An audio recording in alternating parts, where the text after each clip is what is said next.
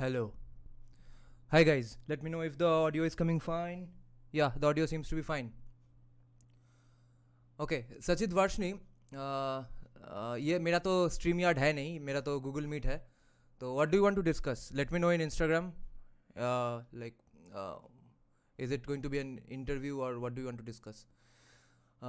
So this is the first time I'm joining a live stream right after my workouts. Let's see. Let me check if the audio is coming fine here. Okay. So what do you want to discuss? Yeah, audio is fine. So in the beginning, I want to just touch upon the little CBI harassment that Abhishek Banerjee, nephew of Mamata Banerjee, faced, and the speech he gave right after coming out of a 9-hour interrogation, that was pretty significant in my opinion, because see, the city folk, the intellectuals don't really matter in some ways. They matter in some ways, they don't matter in most ways, because you see, the people in BJP who think that BJP Bengal needs to have an intellectual voice, etc., they need to remember that Mamata Banerjee has never been an intellectual. No one in Trinamool Congress was ever an intellectual until right before they won in 2016. And the city folk began to think of Trinamool in a different way, because a lot of city intellectuals supported her. But the rest of Bengal did not give a crap about those city folk really. They thought that, yeah, we face so much of oppression and atrocities in the hands of CPIM only, then let's just give a chance to this woman who has a motherly presence and has a nice smile, speaks their language. Because you see, the top leadership, CPM top brass, they have always been upper caste and upper middle class Bengali Hindus who have been to great schools and colleges, who speak Bengali in an extremely polished way. And Buddhadev Bhattacharya said right before Mamata came to power that she speaks Aparadh Jagoter Bhasha, which means that she speaks the tongue of criminals, which of course the rest of the state did not give a crap about. They loved that Aparadh Jagoter Bhasha, but they were that detached. That's what I'm saying. So in light of all that, one thing that Abhishek Banerjee has is extremely good oratory skills, and a lot of people say Narendra Modi is a great orator and Atal Bihari Vajpayee is a great orator, but you see, their speech speed is pretty slow, and Narendra Modi has not been always like that. So by oratory skills, I mean what connects with me personally, and I get what he's saying. It gives you goosebumps and sorts. It's motivating, and it gives you a beautiful gist of whatever his entire complaint is. Okay, that's the job of a politician essentially. Other than that, there's not much to do in terms of campaigning, and Abhishek Banerjee has that skill extremely well, and he has that skill in some ways even better than Mamata Banerjee, because Mamata Banerjee was more of a ground level politician than Abhishek Banerjee. Abhishek Banerjee grew up in a more privileged household, so his choice of words, his pronunciation of Bengali, etc., is more classy, so to speak. The way he presented his complaint against the CBI investigation, the way he said that I'm being harassed, even though he said that I was telling them that there's nothing to interrogate and there's nothing to investigate because I haven't done anything. But then one might ask that why were you then asking the Calcutta High Court to not investigate you if you were so confident that nothing's going to happen? So anyway, 9-hour interrogation, CBI did not manage to arrest him, and he has obviously pretty well he arranged plausible deniability. Who knows what the arrangement between BJP and Trinamool is, and he has had a long time to prepare a proper defense, because this has been going on for about a year now, right? All these scams, etc. So CBI could not touch him, but there was a pretty big chunk of Trinamool voter base who were kind of thinking that, yeah, see, they are atrocious in the villages. They are stealing so much money. Even they have been genuinely losing Muslim support because of ISF. ISF is CPIM's ally, which is run by a person called Abbas Siddiqui, who is the son of the person who made the Furfura Sharif Mazar. It's a pretty big and famous Mazar in West Bengal. It's in the southmost parts of West Bengal. He and his brother, both Naushad Siddiqui and Abbas Siddiqui, are also extremely well spoken fluent, beautiful Bengali they speak with all the Urdu things they do, and they have they don't preach the bullshit secularism. They are pretty openly proud Muslims, and they say that yeah, you are free to be proud Hindus as possible. I know what they might think in their minds, but this is what they say so far, at least. Because few days back, Abbas Siddiqui was criticizing. He has called for kind of violence, etc. also already. But other than that, he has a different appeal with Muslims, because he says that people like Firhad Hakim, who is the mayor of Kolkata, who said that some places in Kolkata are just mini Pakistans, what can you do about it? Firhad Hakim is from Trinamool. So Abbas Siddiqui had said that Firhad Hakim is a fake Muslim because he goes to pray in front of shivlings, etc. And I have no problems if Hindus do it, but he is a fake Muslim. That's what Abbas Siddiqui said. So he is genuinely taking away a lot of Muslim support. So there was that. Other than that, that rest of the Bengal people, rest of the villagers of Bengal know that it's an atrocious government going on. There are scams going on. So how about we just give someone else a chance? How about we don't vote for Trinamool this time, huh? It seems like a crumbling party, doesn't it? Then Abhishek Banerjee announces the Nabojagaron Jatra. It's a Bharat Jodo Yatra kind of a thing. Pretty well thought out. He will walk miles after miles, live in lakhs of rupees worth of tents in nights, and then happens this thing today, where he gives a phenomenal speech, presents a beautiful gist of the entire matter, coherent, gives you goosebumps if you are a Trinamool supporter, and that I think consolidates that voter base who were kind of thinking that okay, let's not vote for Trinamool this time. They are going to hugely now feel confident about voting for Trinamool, because Abhishek Banerjee sounded rock solid, fully confident after a 9-hour interrogation. That takes some at least guts. He did not look phased at all. And I sound like a Trinamool supporter right now, but to be fair, Shubhendu Adhikari has exact all of these skills. So, and Dilip Ghosh seems to be I love Dilip Ghosh, but Dilip Ghosh's wings have been chopped off, I think, so much that he sounds depressed all the time. And that does not flow in Indian politics, and definitely not in West Bengal politics. Shubhendu Adhikari is always energetic and rock solid all the time, gives beautiful gist. But the advantage that Abhishek Banerjee has over Shubhendu Adhikari is that Shubhendu Adhikari is the same kind of street politician that Mamata Banerjee was. Abhishek Banerjee speaks nice Bengali, which Shubhendu Adhikari, Mamata Banerjee, none of them do. So I don't know how Abhishek Banerjee or his persona is going to be defeated by BJP. Other than that, y'all can... here's an acknowledgement I need to make. Every time I get on Reddit, Hindutva Reddit, or even on Facebook, I haven't been on Facebook in about 2-3 months, but the phenomenal job that Hindutva supporters, young kids, 16 to 25, these people are doing on Reddit and Facebook. I mean, the debates there, they are undefeatable, unbeatable, the amount of content and comments they create all day long.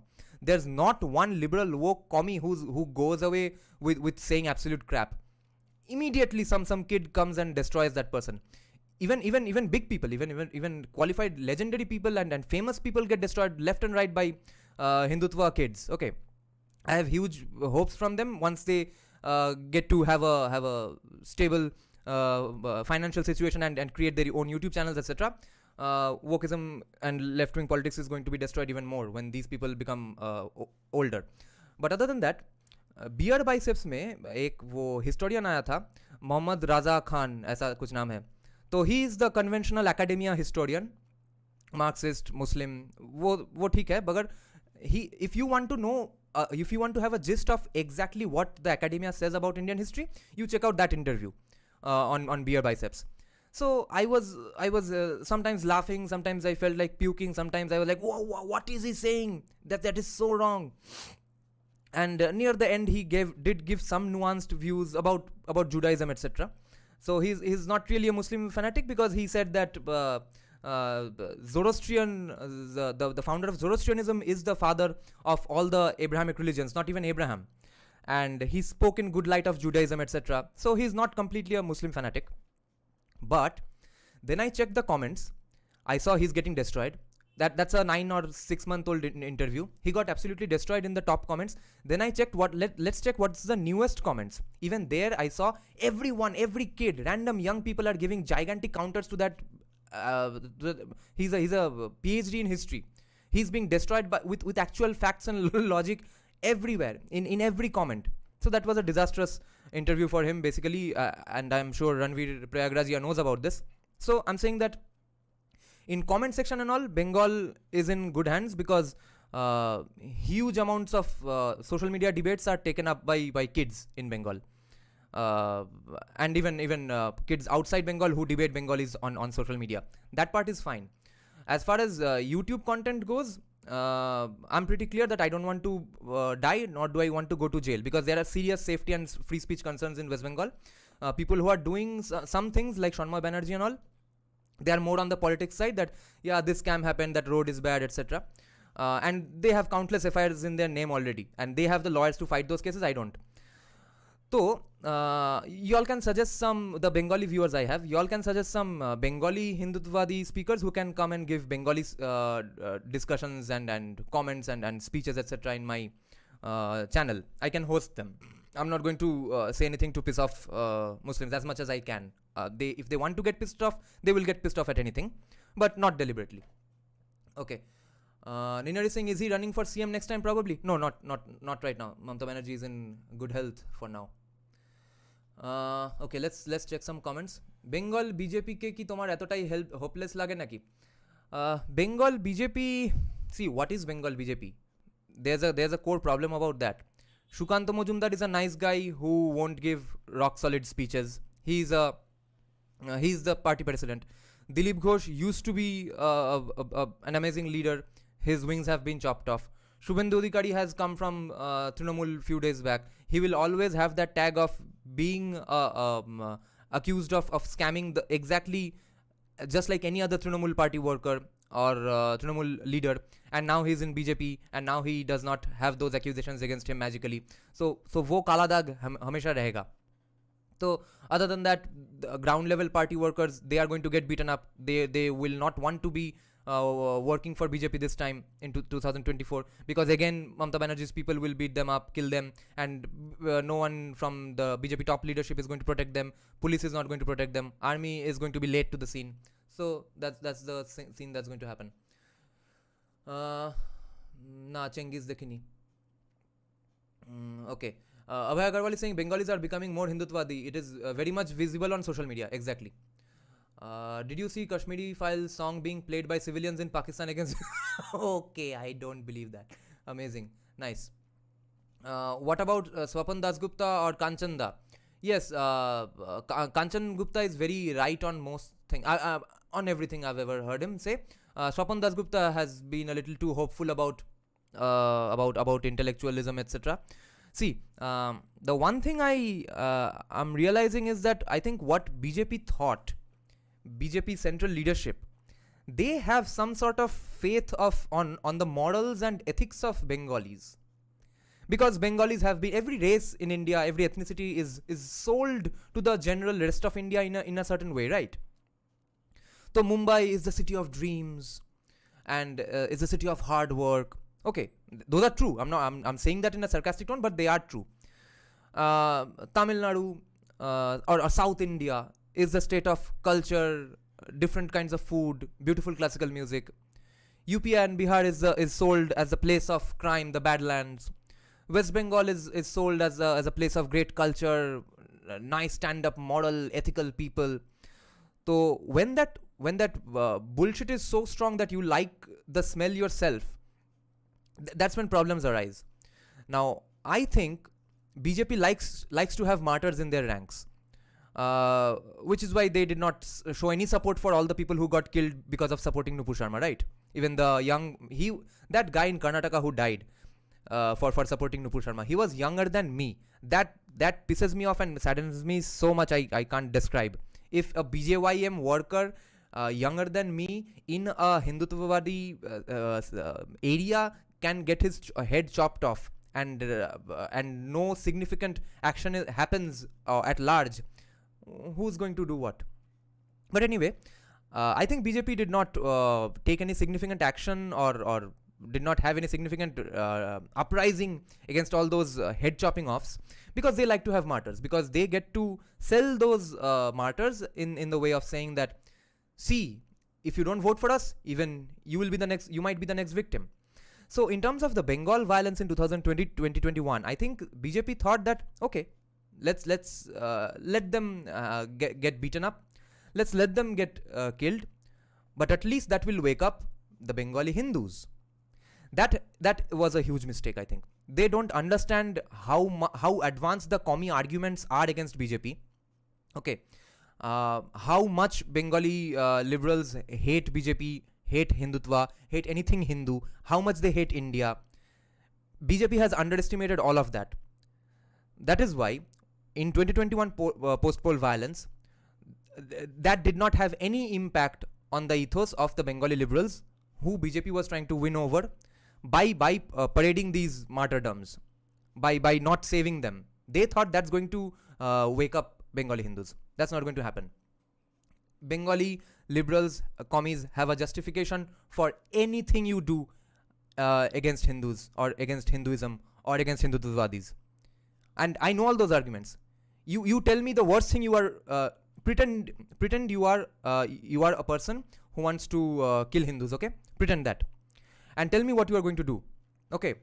And I'll put myself in the shoes of a Bengali commie, and I will tell you how to justify that. I know every argument that they can give, and but the top BJP leadership does not know these things. I don't see how Dilip Ghosh and Sukanta Majumdar, they maybe know that, but they can't do much about it. But central BJP definitely needs to know that there is an argument in favor of doing any bad thing against Hindutvaadis in Bengal. Nothing is going to wake up Bengalis, okay? Nothing is going to wake up unless they just randomly stumble upon some Sanjeev Sanyal, J.S.I. Deepak videos, etc. But even looking at those things and giving it a fresh outlook to those videos is going to take a huge amount of humility. And commies in general don't have much humility. Bengali commies definitely don't have humility, because they have 3 Nobel Prizes. Because anything you criticize Bengalis on, about their state or about communism or about Bengali political views or about Trinamool Congress or about CPIM, they are going to say, we have 3 Nobel Prizes, what do you have? Okay? So there's going to be no waking up, there's going to be no humility to listen to a point of view. And that's going to be one of our topics of our live stream today, because we will critique or counter a guy who was criticizing Sanjeev Sanyal heavily. He's not Bengali, but his criticisms are on the same lines, and his arrogance is on exactly the Bengali commie level of arrogance that we are going to see. Okay, let's just check some comments. Amok Chaudhary saying, I used to be in ABVP and they used to use this same exact strategy of the martyrs while doing their prachars. Yeah.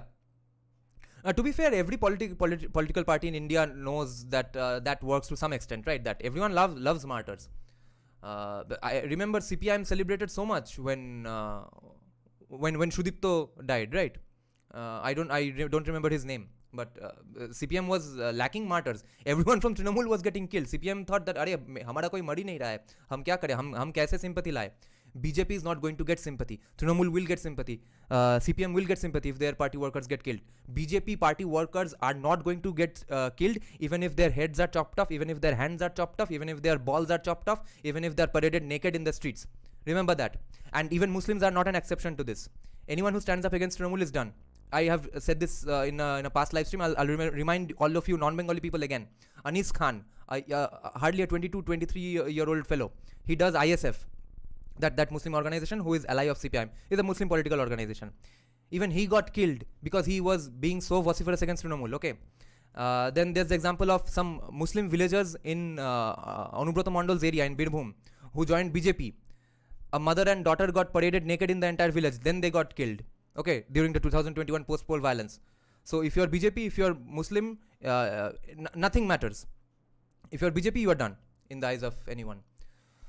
Nina is saying Nobel Prizes. What argument is that? Can you explain? Bengalis, Nina, the argument is that since Bengalis have at least West Bengal has produced 3 Nobel Prize winners, Abhijit Banerjee, Amartya Sen, Rabindranath Tagore. Therefore, we are the best and we are better than every other Indian in every way, and states who have no Nobel prizes, people from those states cannot say anything bad about West Bengal. That's the argument. Shubham Patra is saying they more fool than SFI in Jadavpur when Warrior became Joker. When people think they have enough knowledge and don't need more information, yes, then their destruction comes. That's what happened to Bengali Babu culture. Yeah, someday soon, because see, वो race ही extinct हो जाएगा कुछ दिनों में. उनका replacement rate क्या है? ठीक है, 100-150 साल में बंगाली लिबरल नाम का कोई चीज़ रहेगा नहीं हिंदुस्तान में या पूरी दुनिया में, तो वो तो छोड़ दो. Okay, our next topic of discussion is, let me check. Yeah, so in conclusion, Abhishek Banerjee has given a speech today after coming out of the interrogation, which is going to consolidate and increase Trinamool votes hugely. Okay, Adipurush song, I wanted to talk about this one particular thing. So last day we had discussed that how much I hated the mixing of the Jai Shri Ram song in Adipurush, right?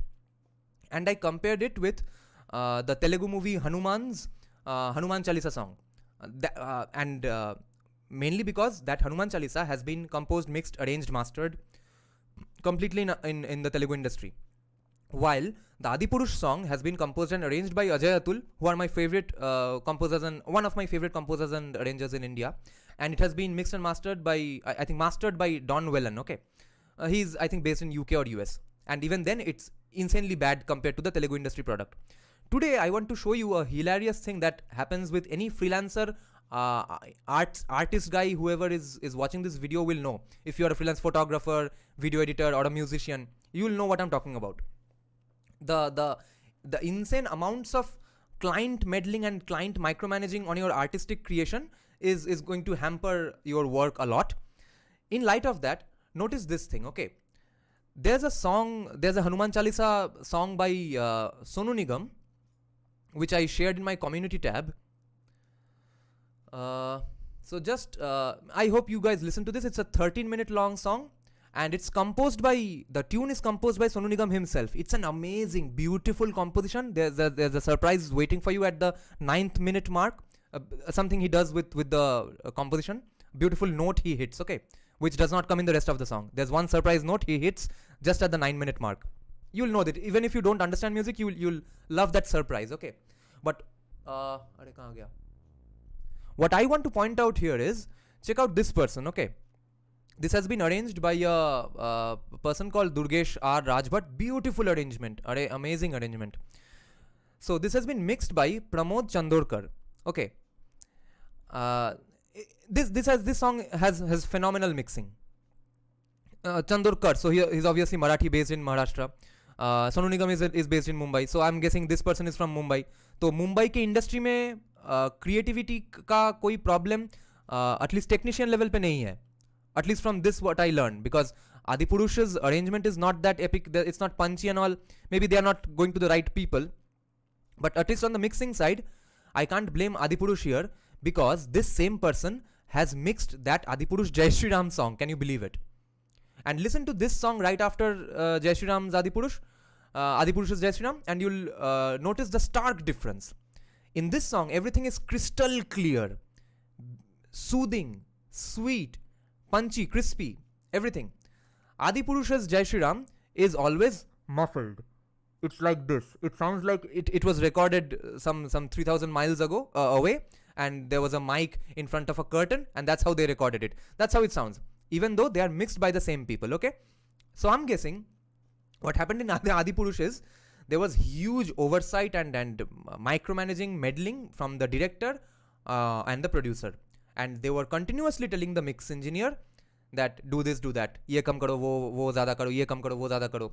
And at some point, Pramod Chandorkar might have said that, "Arey bhai, ye galat ho raha hai." Or maybe he thought that, okay, itna bada movie aa raha hai, so let's just shut up and do the work as they're saying. But that has led them to have a pretty badly mixed song, and in comparison, this song is insane. And it has been mixed by the same guy, but the mix is 180 degrees different. That's funny. Okay, let me just check some comments. Shubham Patra is saying, like BJP and Bengali Hindutvadi party with other fronts. Yeah. Abhay Agarwal is saying Sher Shivaji, Pawan Khind, Hirkhani, etc. have very good songs with Marathi touch. Watch these Marathi movies too. I see. Okay. Shubham Patra is saying, I think we need. Nina is saying they just made this movie to make money. They don't care about any accuracy or anything. This movie is hilarious. Okay. Shubham Patra is saying, I think we need 2 right-wing party in Bengal, more in Kolkata and Howrah area. If one create, अरे तो विश्व हिंदू परिषद किस लिए है? RSS तो छोड़ दो. विश्व Hindu Parishad we have in West Bengal. They are not having any purchase, and I think there is some base of even Ram Sena Sangathan in Bengal. I've seen their interview with Abhishek Tiwari. Okay, Sachit Varshni. Okay. Our next topic is a pretty disrespectful review of Sanjeev Sanyal's 2008 book, Indic Renaissance.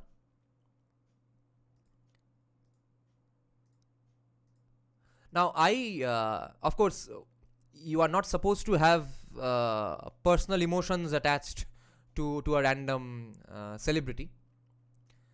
But as you know, I'm a huge fan of Sanjeev Sanyal. I've read all his books, and so when I heard this review of Sanjeev Sanyal, it pissed me off a lot.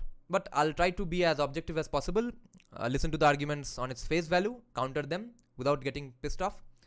We'll watch the entire video. We'll see what he says in the end, which are pretty harsh, to be polite, and then we will see what this channel is all about and what this person's identity might be. Okay.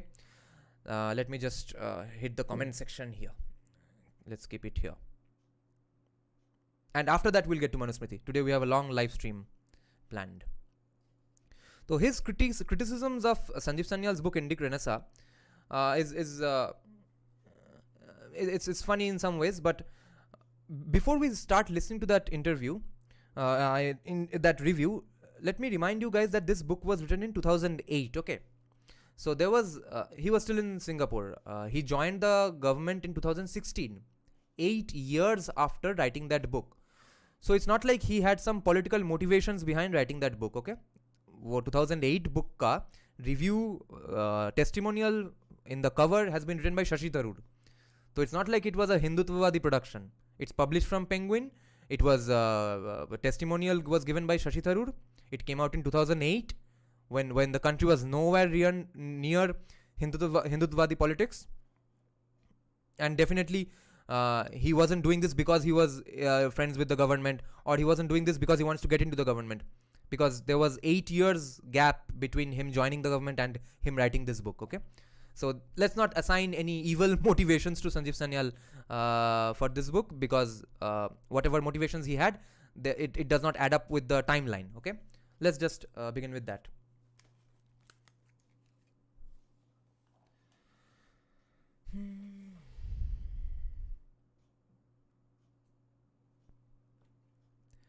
Ekam Sanatan Bharat will also rise in 2-3 years. Yes, they will. Okay. Let me have a sip of coffee.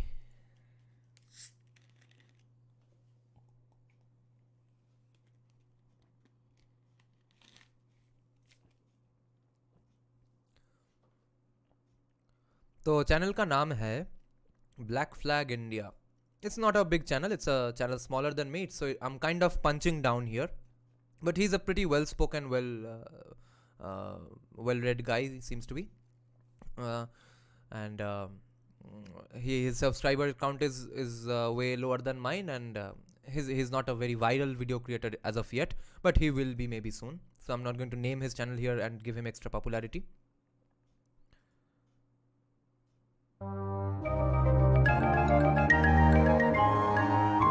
Is the video lagging?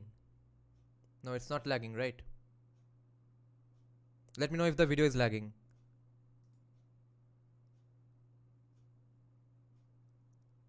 No, it's not.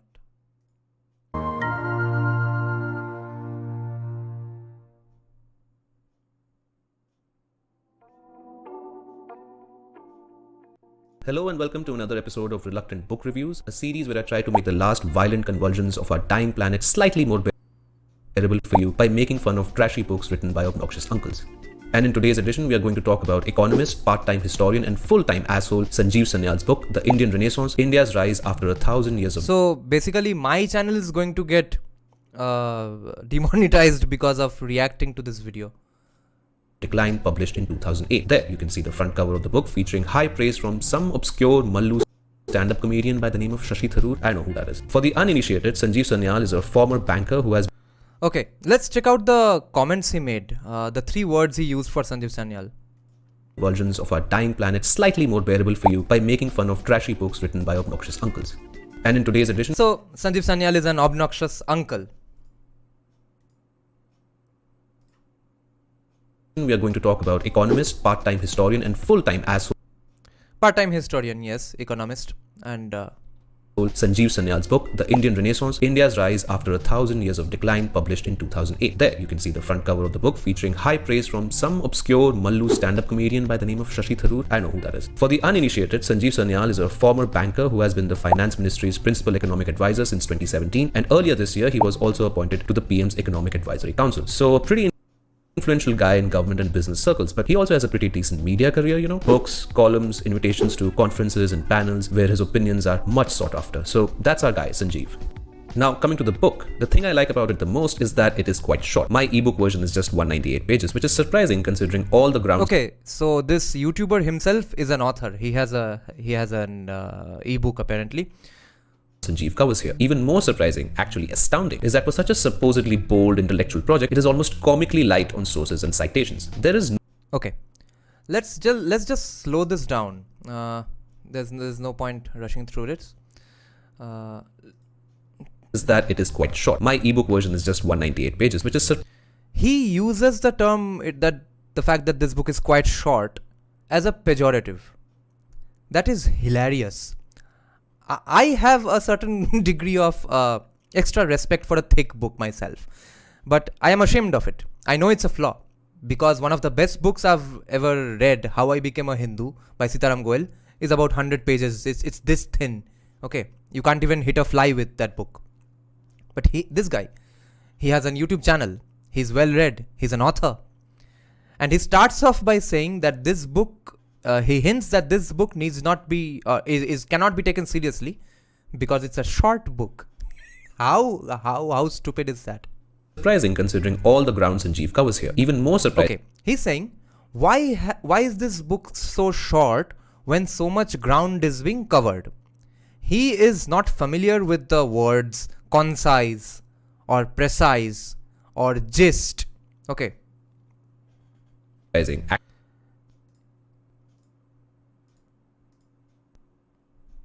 Actually astounding is that for such a supposedly bold intellectual project, it is all Okay. Why is this a supposedly bold and intellectual project? Did Sanjeev Sanyal ever said, hey guys, I'm writing a bold and intellectual project? It's what his fans have said. How is that an accusation that it's a bold and intellectual project kahe itna chota book mein likh diya? almost comically light on sources and citations. There is Okay. Light on sources and citations. Okay. See what he says in the very next line. no proper bibliography. All we have are just 10 pages of notes at the end of the book where a handful of academic sources cite Handful of academic sources. Short book के लिए handful of academic sources नहीं रहेगा कि 100 page का citation रहेगा? How do you do that math? What criticism is this? He's saying it's a short book, therefore it's a bad book, and then he's saying why are there so few citations? There's just a handful of academic sources cited. He's saying there are academic sources cited. Then he's saying the number is too low, and before that he's saying that it's a bad book for being so short. Within 2 seconds he forgot that it's a short book. side by side with links to newspaper articles and explanatory. Yes, links to newspaper articles which are from reputed journals, reputed newspaper media houses whose comments which Sanjeev Sanyal has cited in his book were not fact checked and proven wrong by anyone. He has drawn articles from big newspaper houses, and those facts are generally considered true by everyone who has ever read those newspapers. Okay, it's not like they are controversial and he has drawn from some obscure Hindutvadi source in some village and said that, see, this is such a right thing, therefore I'm citing this. He has not gotten into a citation loop as well. So his first three criticisms are pretty hilarious. He's saying that why is it a short book? Then he's saying why are there so few academic resources cited, and why is he drawing from newspaper articles? Okay, as if people don't draw from newspaper articles or reputed newspaper sources. Comments. If this isn't already making your spidey senses tingle a bit, check this out. Exactly what Ninad is saying here. Okay, he's saying that most Penguin books are roughly 200 to 350 pages. This is just normal. Exactly. Penguin books appeal to the base of readers who don't want to go in depth but want interesting reads regardless. Yes, this is what I was going to say a little later anyway. Nina gave it a spoiler, but that is my point about his criticisms. Okay, he seems to not grasp the concept of pop history and pop economics. Okay, popular psychology, popular economics, popular history means a layman's terms gist of the concept. It's not a research paper. It's not an academic paper. In the first chapter of the book, Sanjeev takes the reader on a warp speed tour of Indian history, starting with the rise of the Indus Valley civilization and ending with India's independence from British rule in 1947. For summarizing the history of this entire period spanning almost 5,000 years, he cites a grand total of 9 unique sources. Let me repeat that, 9, not even double digits. I mean, Guess why? Because he's talking about one chapter. He has given one chapter, and he has written one chapter to describe this portion in a very fast gist, and then he has given 9 sources for what the things he has mentioned in that one chapter. Okay, it's already a very short book. उसके बीच में एक chapter, पहला chapter, उसमें 9 citation नहीं होगा तो कितना citation होगा?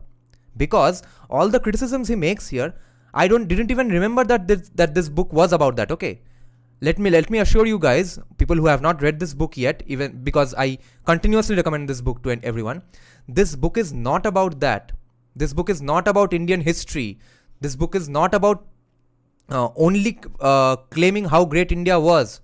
This book is in general, largely, mainly a criticism of pre-1991 economic policies of the Congress government. Exactly how they screwed things up on policy levels. Okay, because we all know that before 1991 things were bad. We don't know the nitty-gritty details. This book is about that. So he has chosen a pretty funny portion of the book to criticize. Okay, the book is not about that in the first place. India does better research than this dude. You could have just added a bunch of emojis after every sentence and turned your manuscript into a WhatsApp forward. Way more people would have read it for sure, and I would not have suffered permanent brain damage from being exposed to the mind droppings of a grade A moron. It may seem that I am exaggerating, but the simple-mindedness of Sanjeev's views is striking and is on display as soon as you start reading the book. Let it be known. Remember Ninar's point here, okay? Remember, this is a Penguin publication. It's a popular history and / popular economics book. That his is a mind that, at least in historical matters, does not appreciate subtlety and complexity, and this causes him to adopt a wildly anachronistic outlook about history. Now, if you don't... Okay. Subtlety और detailed explanation के लिए research papers होते हैं. उनके लिए लोग वो पढ़ने के लिए लोग हिस्ट्री में एमए करते हैं, पीएचडी करते हैं, एमफिल करते हैं. वो सटल्टी, हिस्ट्री का सटल्टी जानने के लिए लोग 200 पेज का पेंगुइन का बुक नहीं खरीदते हैं.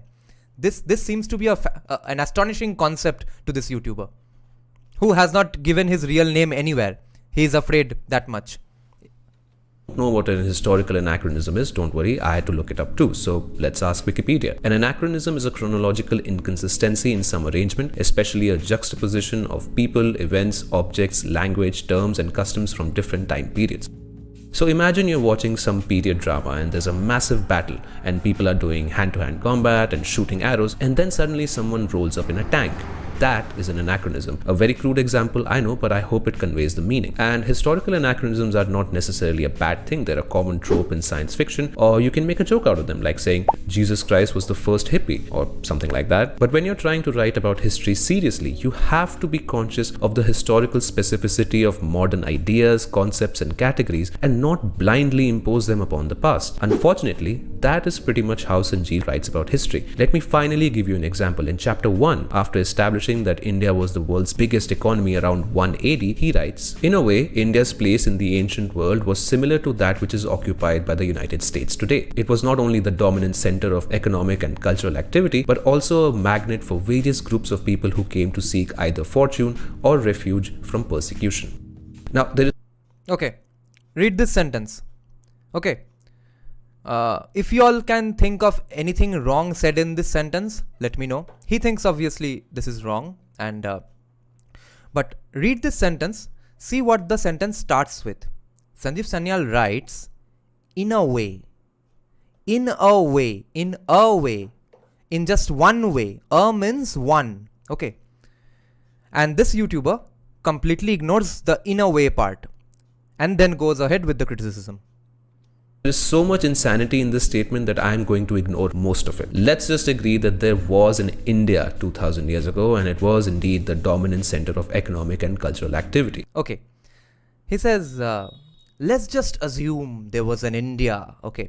This is that argument, of course, that there was no India before 1947. Okay, ठीक है. Civilization state, nation state, ये सबके दिमाग में घुसता नहीं है, सबको पता भी नहीं है ये सब चीज़ें.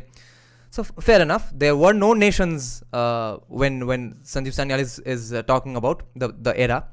So I guess he would say that even USA didn't exist, North America didn't exist, nothing existed because there were no nation states. Okay, but what obviously Sanjeev Sanyal means when he says that India of 2000 years before was equal, kind of in a way similar to what USA is today. Sanjeev Sanyal means the Indian landmass today, including Pakistan, Afghanistan, of course, that area was like USA of today in a way because of these two things, these cultural activity, economic activity, everyone coming into India to study, India giving refuge to everyone in the world, all the victims of the world. Okay, give me your hungry, give me your poor, etc. India was the Statue of Liberty of those days. But subtlety जो इस YouTuber को चाहिए संदीप सन्याल से, वो subtlety इसके खुद के बातों में, इसके खुद के थिंकिंग में नहीं है.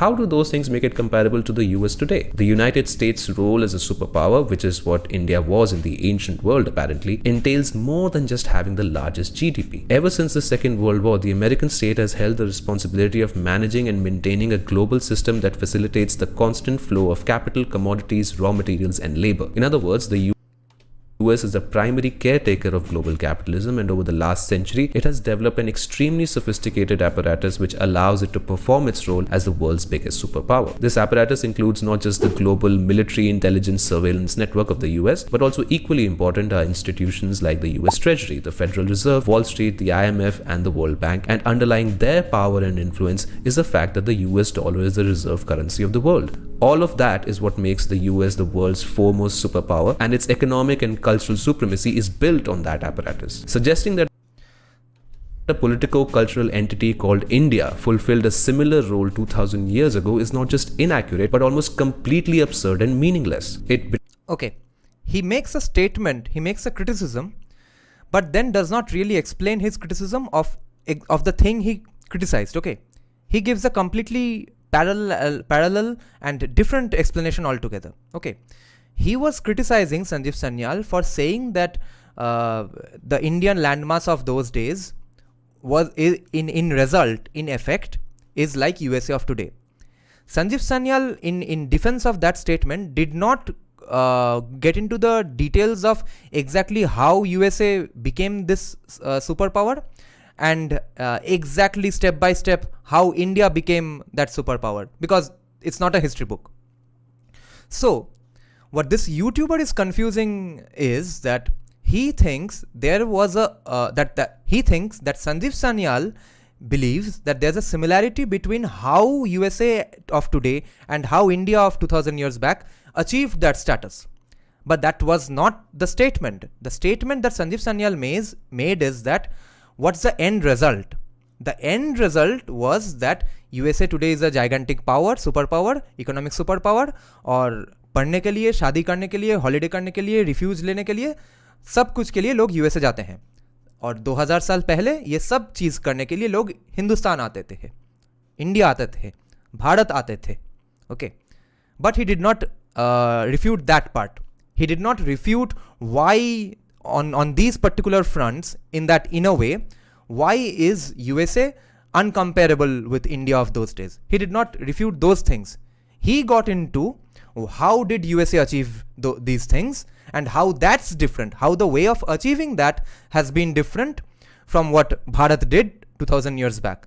So you see how hilarious his argument is.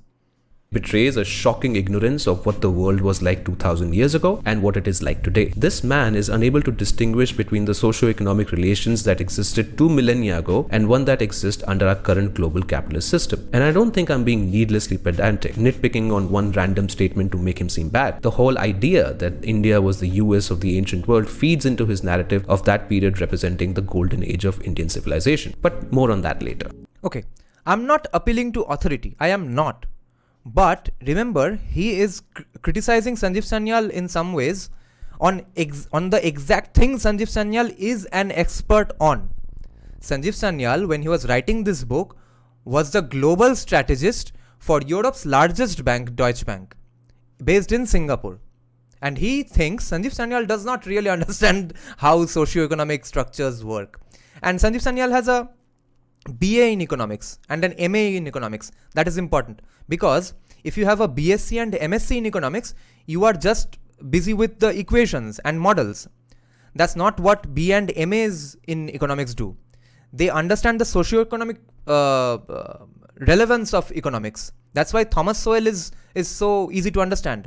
That is why Sanjeev Sanyal explains economics so beautifully. Okay, that's not something Abhijit Banerjee will be able to do. So Rhodes Scholar, Oxford, global strategies of Deutsche Bank, वो सब छोड़ देते हैं.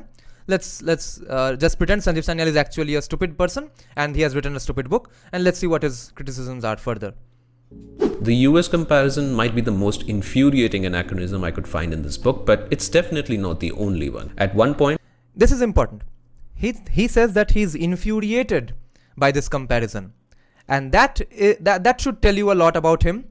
He is pissed off that why is 2000 years ago, Bharat of 2000 years ago being compared with USA of today.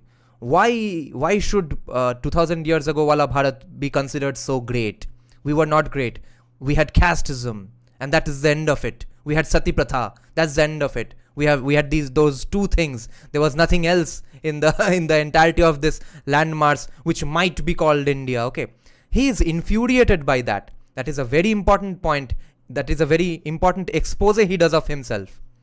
When talking about medicine in ancient India, he just casually mentions that plastic surgery was a routine procedure. And then there's this gem. It is amazing that 23 centuries ago, Kautilya was explicitly thinking about comparative advantage and the international division of labor. Okay. Assuming this guy has actually read Arthashastra, which he probably hasn't, because otherwise he would not be making this particular criticism. We'll get into that a little detail very soon. But Sanjeev Sanyal has read Arthashastra. He cites Arthashastra. He quotes Arthashastra. And I have read Arthashastra. Not fully, but the portions that Sanjeev Sanyal discussed, I have reached at least till that part. Okay. So there's not much debate about that. But plastic surgery was a routine procedure.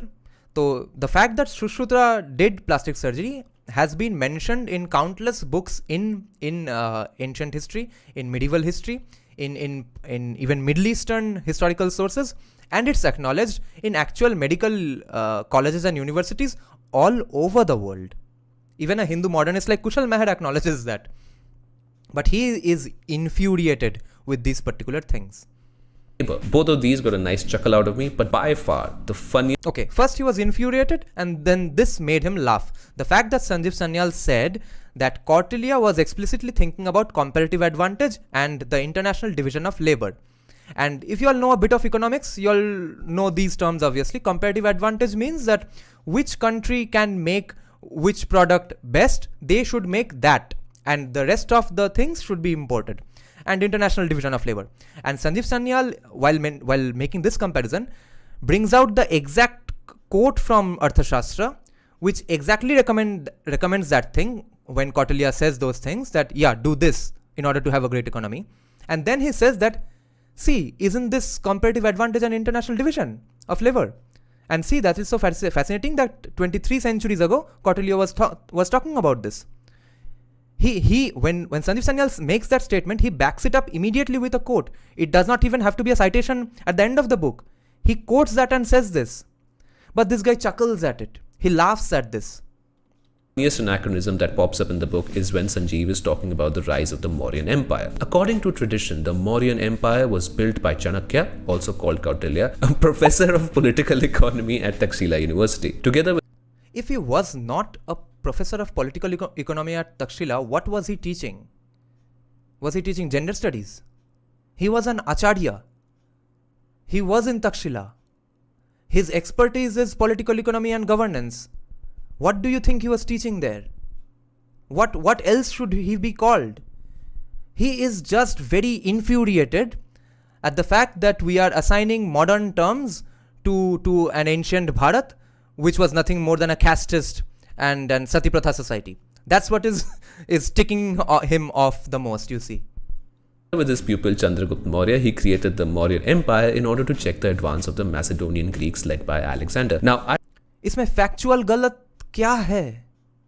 I don't know about you, but the moment I read the words professor of political economy, I was genuinely screeching with laughter. Also, I really want to believe that in the first draft of the book, Sanjeev had written something like Chanakya, professor of political economy at Takshila University, together with CEO Chandragupta Maurya, created the startup Mauryan Empire Holdings LLC and prevented a hostile takeover of the company by the Greek hedge fund Macedonia Capital, led by the young bisexual hotshot Alexander. And at this point, see, the people who follow some history channels today in 2023 know that there is actually something wrong that Sandeep Sanyal said here.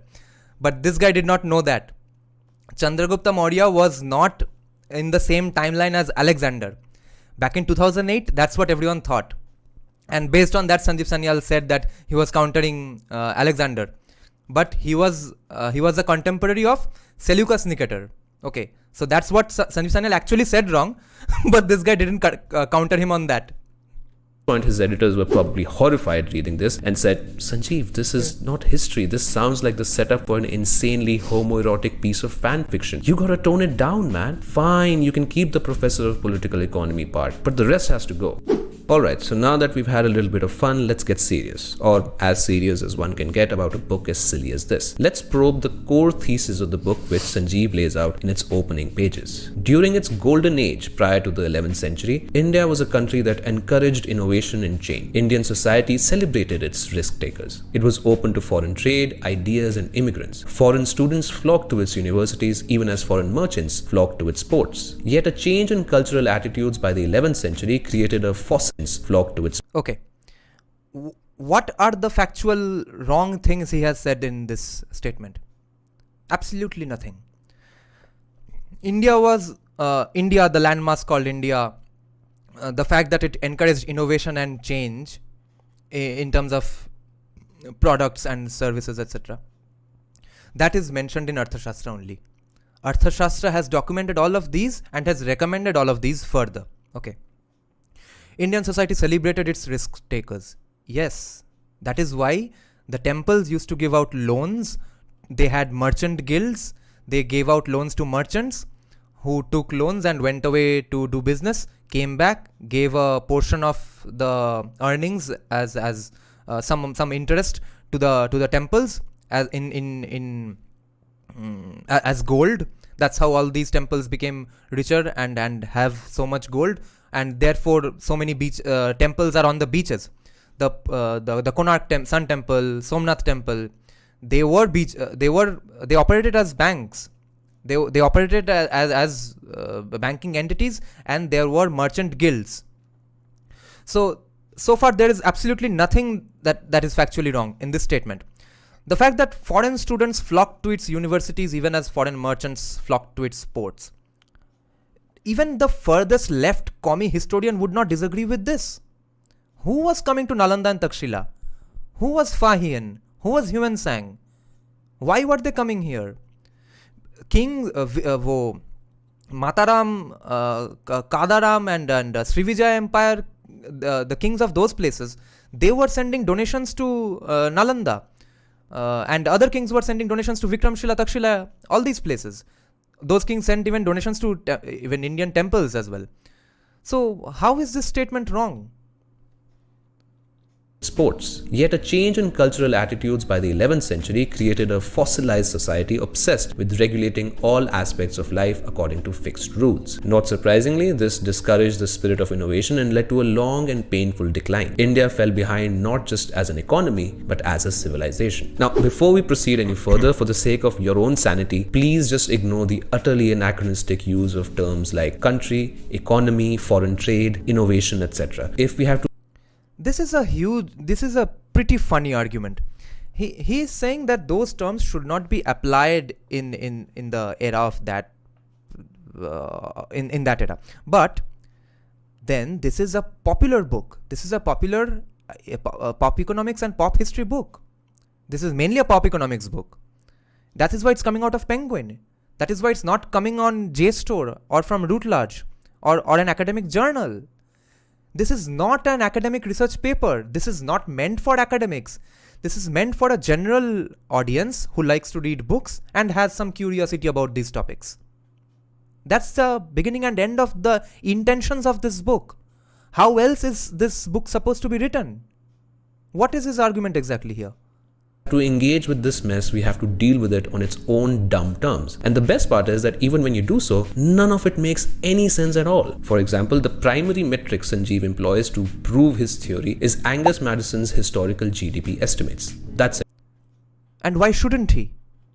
There is not even an attempt at trying to use contemporary evidence in order to reconstruct the day-to-day lives of people who lived thousands of years ago, or to He is not reconstructing day-to-day lives of people living thousands of years ago. That's not the point of the book. And has anyone really debunked Angus Madison's work? Are you aware of it? I've never heard of these things. No one has ever said that Angus Madison was completely wrong, or there's no academic consensus about the claim that Angus Madison is absolutely wrong. I've never heard it. Maybe he has heard it in some CPIM party office. Inquire about their standard of living, consumption patterns, and the complex socio-economic relations that govern their lives. One would imagine that such information would be relevant to a discussion about economic and civilizational decline. But I don't think it even occurred to Sanjeev to do any of that. Instead, he relies almost exclusively on GDP estimates to make his point. GDP estimates that everyone knows don't even give a full and accurate picture of the lives of ordinary. अरे ठीक है, GDP estimates don't give a full and accurate estimate. But कुछ estimate तो देता है. If not GDP, then what? Door-to-door survey. वहाँ पे जो questions होगा, that will be tilted according to who is doing the survey.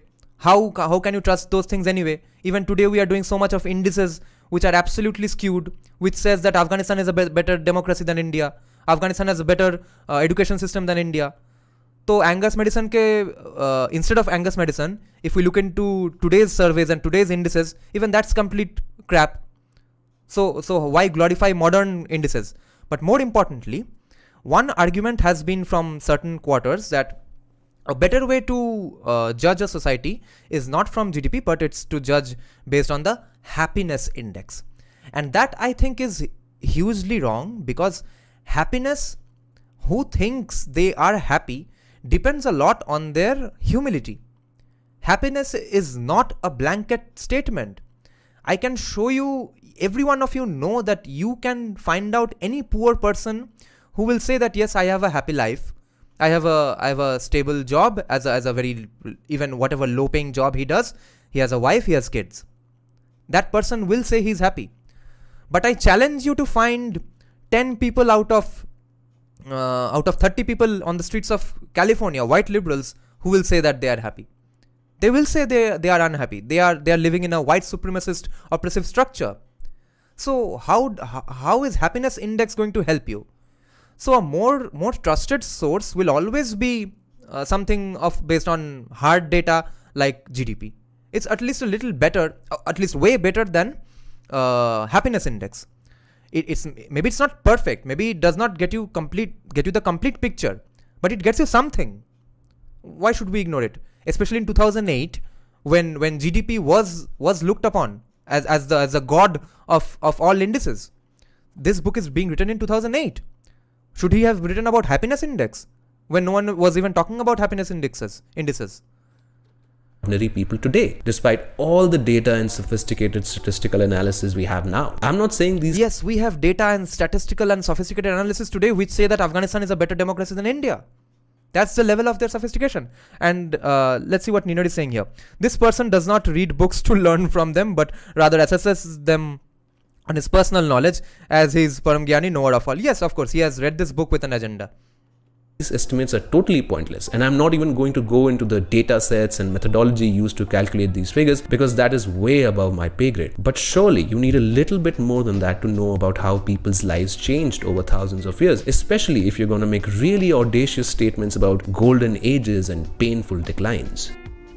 The funniest thing is that now, okay, if 2000 years ago Bharat did not have a golden age, when was our golden age? That might be a fair question. But other than that, if that was not a golden age for Bharat, then no one ever had a golden age before the last 20 years, because there was no hard sophisticated statistical data 100% correct before the last 20, 30, 40 years. Okay, there was no golden age before that.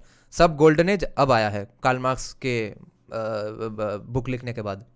that when you look at Madison's GDP estimates, it quickly becomes clear that the data actually raises serious questions about Sanjeev's theory. One of the data points he uses is contribution to global GDP. Between AD 1000 and 1820, he writes, India's share of world GDP fell from 29% to 16%. Okay, so far so good. But India's share of global GDP, according to Madison, was even higher at the beginning of the Common Era. In the year zero, it was 33%. So by his own rationale, India was hardly an ascendant economic superpower in the supposed.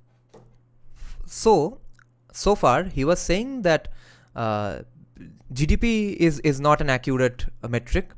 Now he is saying that India was not growing in GDP as fast as a good economic country should grow. Now he is applying today's economic metrics, today's American growth or today's India's growth data back to 2000 years ago Bharat. Okay, he is doing the same thing that he was criticizing Sanjeev Sanyal for. But let me defend here Sanjeev Sanyal here by saying that why this is fine, why India could not have had a further ascent, because after all technology was 2000 years back, because everything grows and is created today faster, isn't it, because of all the technology we have now. तो तब 8% 10% GDP growth rate नहीं होने वाला था. It was going to be a slow growth rate, and that was it. And besides, let's not forget how much respect we had for nature. You will always be handicapped in a way in terms of economics if you don't want to destroy nature. That's not something America followed, obviously. Neither did Europe. Europe also obviously never gave a crap about the environment. 5 minutes later, he will criticize the Western capitalism model for exact those same things. He will say that these progresses have been because of damages done to the environment or even to people all over the world, slavery, etc. But these things were not done by Bharat. Therefore, Bharat's GDP growth rate ascent was slower, not as high as USA or Europe. But he's criticizing the slow growth rate, at the same time criticizing people who did have that fast growth rate. Okay. Was a golden age between the years 0 and 1000 AD. It was still the world's largest economy, whatever the fuck that means, but it was whatever the fuck, okay, that means, okay, my video is going to get demonetized, I think. So it's not whatever the fuck that means, because even if we take a liberal hero, Shashi Tharoor, his viral speech in Oxford was based on this exact statistic by Angus Madison, and way after this book by Sanjeev Sanyal was written. So who knows if Sanjeev Sanyal's book inspired Shashi Tharoor to give that speech or not. Okay, because mysteriously this book's testimonial is written by Shashi Tharoor, and then Shashi Tharoor used these exact data points to give that viral speech. Okay. years 0 and 1000 AD. It was still the world's largest economy, whatever the fuck that means, but it was already ceding ground to other regions of the world. Furthermore, Madison's estimates actually show that during this supposed golden age, that is 0 to 1000 AD, the Indian economy did not grow at all in real terms. The total GDP is shown to be exactly the same in the years 0 and 1000 AD in his tables, something that Sanjeev for some reason fails to mention. So apparently, all the innovation and entrepreneurship of the golden age was unable to increase the GDP over the course of a millennium. But then, over the next 500 years, the so-called period of fossilization, the GDP almost doubled. And it's not just absolute GDP, but also GDP per capita that follows a similar trend. Stagnation between years 0 and 1000 AD, and then an increase between years 1000 and 1500 AD. If GDP estimates are all we are using to judge the health of an economy and the well-being of people, and I don't think that's the correct approach because things were a million times more complex than what such gross generalizations and abstractions can capture, but if that's what we're doing, then we can say that in purely aggregate economic terms, India was in a much better shape in 1500 AD than at any other time in the preceding. Okay. India, obviously, he has made a qualifications to his statement that if GDP is really what we should care about, then 1500 AD was much better spot to be. But in 1500 AD, there were famines and atrocities going on. Genocide after genocides were going on, which was definitely not happening in way back when that golden age is being discussed. So, as I said, that I'm not defending the slow growth rate at all. तो छोड़ देते हैं slow growth rate of Bharat, but let's remember that slow growth rate happened for the things which were not done by people who did have a greater growth rate, which is also being criticized by this guy. Thank you, Rudvik. Okay, he's saying, I have adopted a strict policy of non-engagement with channels like this and Rathi. Videos like this are better for us pitching in for demonetization. Yes, true. 1500 years. Of course, there is no denying that around this time, Western Europe started growing more quickly, expanded its share of world. There's no denying, okay? There's no denying why 1500 AD's India's GDP was more, because there was something going on in Europe. Now see his criticisms. GDP and soon surpassed both India and China in terms of GDP per capita. The reasons. Okay, now he does not add the statement whatever the fuck that means. For this relative decline or lagging behind are definitely worth looking into, but I don't think it makes any sense to suggest, as Sanjeev does, that the sole cause was, quote, a change in cultural attitudes. Not to say that cultural attitudes are unchanging, of course, they're constantly shifting, but underneath. Okay, his criticism is that Sanjeev Sanyal says that there may have been a reason behind that destruction of the economy or slowing down and fossilizing, which may be social change, cultural change, and control over the economy and not celebrating your risk takers. Sanjeev Sanyal simply makes a proposition. Says that, yeah, this might have been a reason. This guy does not give a counter reason. He does not say that, no, Sanjeev, you are wrong to say that this is the reason, but instead, this is the reason. So he is like a dog chasing a car. He's not going to drive or buy the car. He's just chasing the car because he's pissed off with the car. At the level of the structure of society, both India and China were basically feudalistic societies that had existed for thousands of years with varying degrees of stability, economic development, centralization, and commercialization. And as far as feudalistic societies go, where the pursuit of economic growth is not an end in itself as it is in capitalist societies, India and China were doing okay. Their elites were doing more or less the same things that had been done in previous generations to reproduce the social relations of feudalism. In that sense, the anomaly was Europe. Also a feudalistic society, but one in which strange and unprecedented things started happening around 500 years ago, all of which led to the dawn of the age of European imperialism and, of course, the development of global. What term did he just use for colonialism? Strange and weird, I guess. All of which led to the dawn. Strange and unprecedented things started happening. So a feudalistic society, but he is not going to get into the critical theory of religion. Relations of feudalism. In that sense, the anomaly was Europe. Also a feudalistic society, but one in which strange and unprecedented things started happening. strange and unprecedented things like Abrahamic atrocities on the pagan cultures and indigenous cultures all over the world. But that's just strange and unprecedented. All his harsh words are saved for Sanjeev Sanyal कि अच्छा इतना ही गाली आता था वो सब संजीव सन्याल को दे दिया अब इसको क्या बोलूँ तो that's just strange and unprecedented और संजीव सन्याल के लिए फक बचा है. Around 500 years ago, all of which led to the dawn of the age of European imperialism and, of course, the development of global capitalism. If we are to understand the reasons behind India and China being overtaken by Europe, then I think the question we should be asking, which Sanjeev cannot even properly articulate, is why did these things happen in Europe and not in India or China, both of which were more economically developed than the former? Honestly, this is such an insanely complex question that I am obviously not qualified to answer it in. Yes, you are not qualified to answer that question, but you think you are qualified to say that Sanjeev Sanyal is wrong. Okay, that's pretty funny. But let's get to the meat of this matter. India or China, both of which were more economically developed than the former. Honestly, this is such an insanely complex question that I am obviously not qualified. Why did capitalism develop in Europe, not elsewhere? Behind this sentence, there is the actual Marxist. I'm not saying Marxist as simply a gali here, like I do always, but here it's an actually academic comment I'm making here. That the Marxist view is that the thing we call free market economics, freedom to do business, entrepreneurship, etc., risk taking, etc., that's not capitalism. Capitalism is something very specific that happened in Europe, which was based on a lot of environmental and cultural atrocities, genocides, etc. Only that is capitalism. Anything else that remotely resembles capitalism is not capitalism.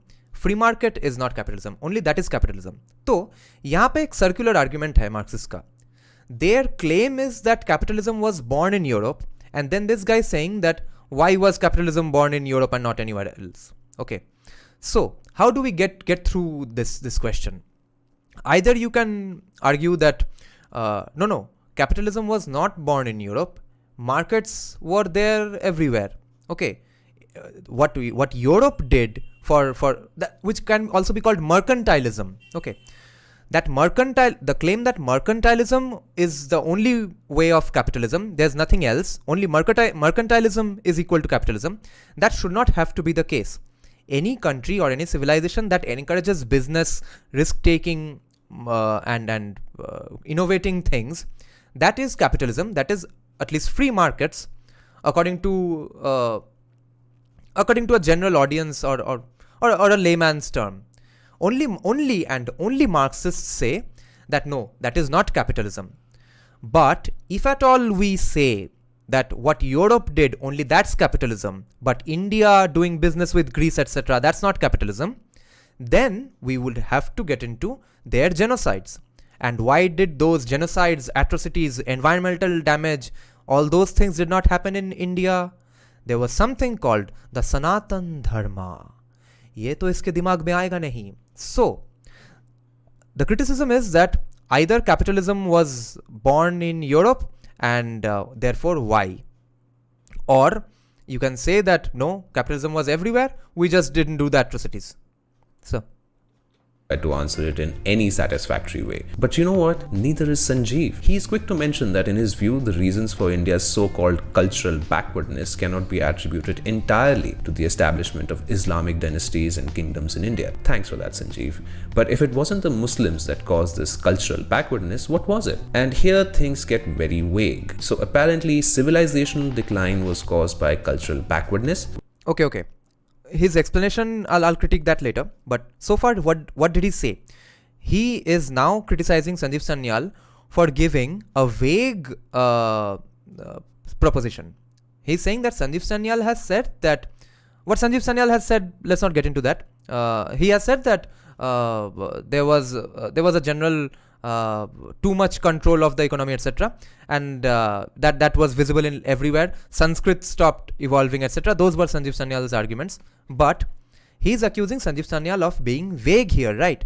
But शुरू से इस video में इसका क्या argument था कि why is Sanjeev Sanyal not making room for subtlety? Why is he making sweeping statements? Now he is accusing Sanjeev Sanyal of being too vague. Vague क्यों हो रहा है संजीव सन्याल यहाँ पे? Because there is no hard evidence. Sanjeev Sanyal is making merely a proposition, a judgment call based on the things available around him, based on the things he has read. Is just one proposition कि yeah, ये हो सकता है कारण. Now he is saying, why are you giving such a vague कारण? Why are you not giving an absolute rock solid sweeping statement? But his first criticism was that this book is full of sweeping statements and not subtle and vague things. Which in turn was caused by technological naivete, which was a sign of intellectual fossilization, which came about due to lack of cultural openness to new ideas, and that happened because all great civilizations eventually lose their vigor and go into decline.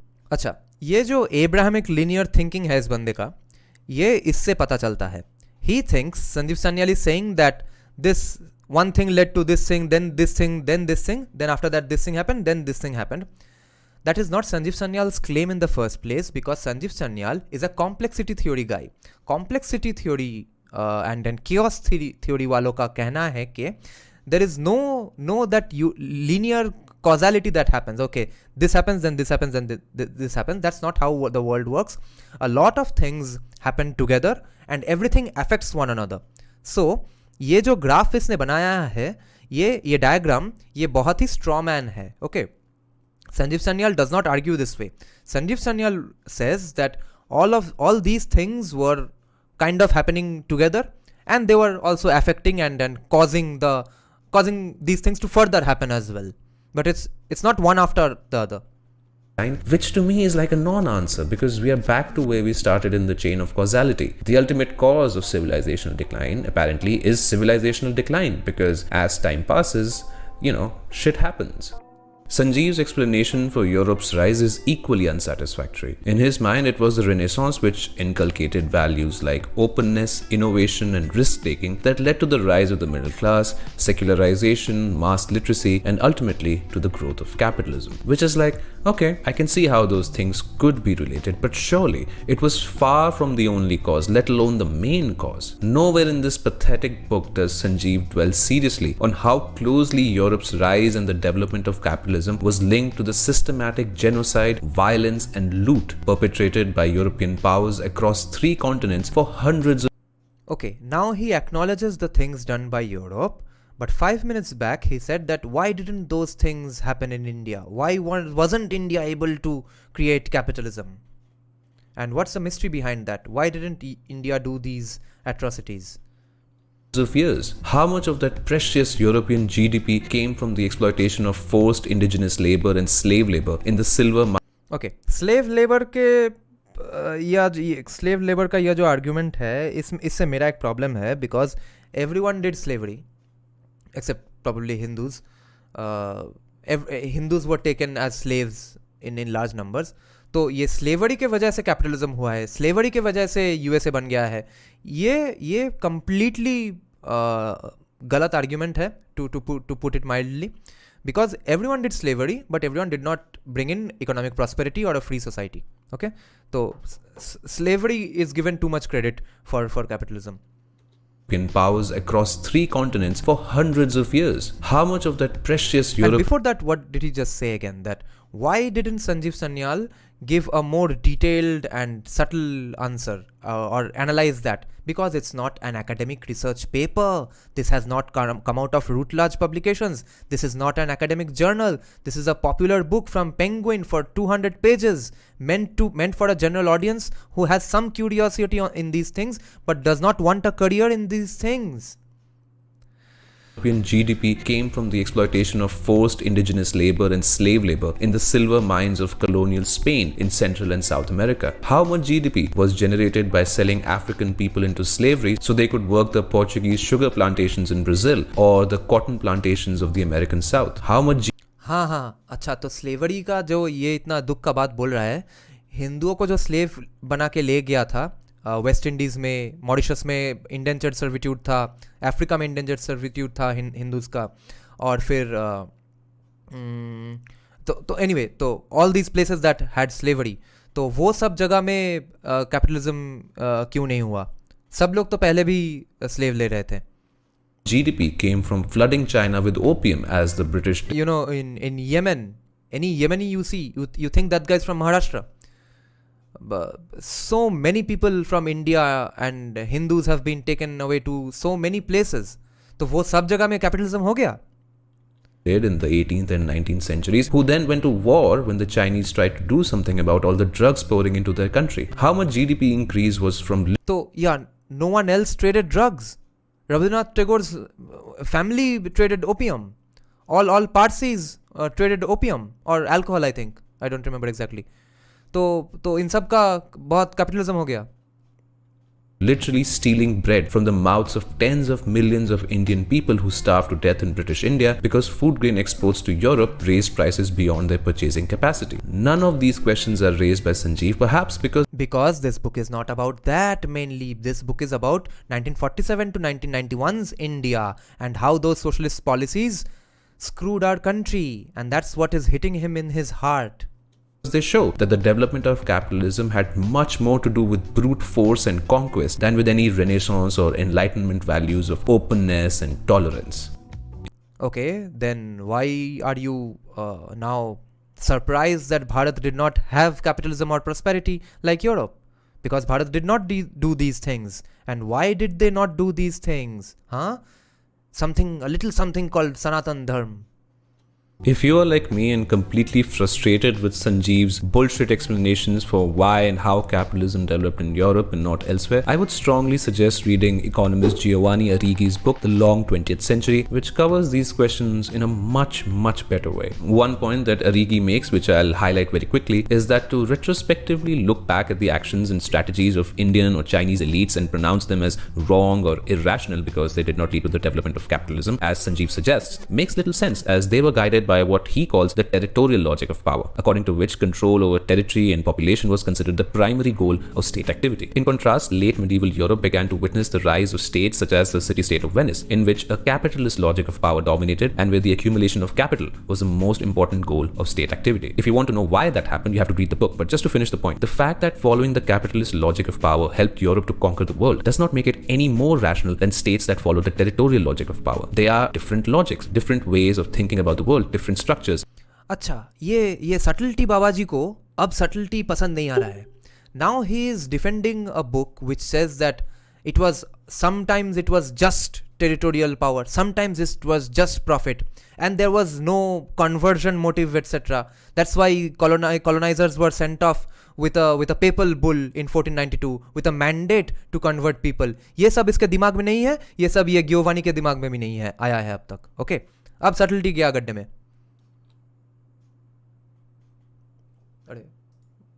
Incentives and drives. And if you actually think about the consequences of following the capitalist logic of power, which only seeks endless expansion, consequences like the horrors of European imperialism, the bloodshed of 2 world wars, and the long-term अरे भाई, ये horrors सिर्फ India के बाहर कैसे हो जाता है?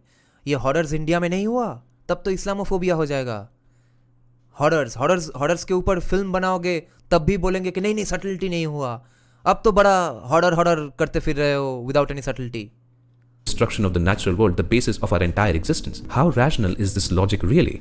Okay, now for some good news and bad news. The bad news is that we've only still discussed the first chapter of the book, and that too partially. However, I do have good news. There is literally nothing else in this book that is even remotely new and original, and hence there's nothing else to talk about. It's all this.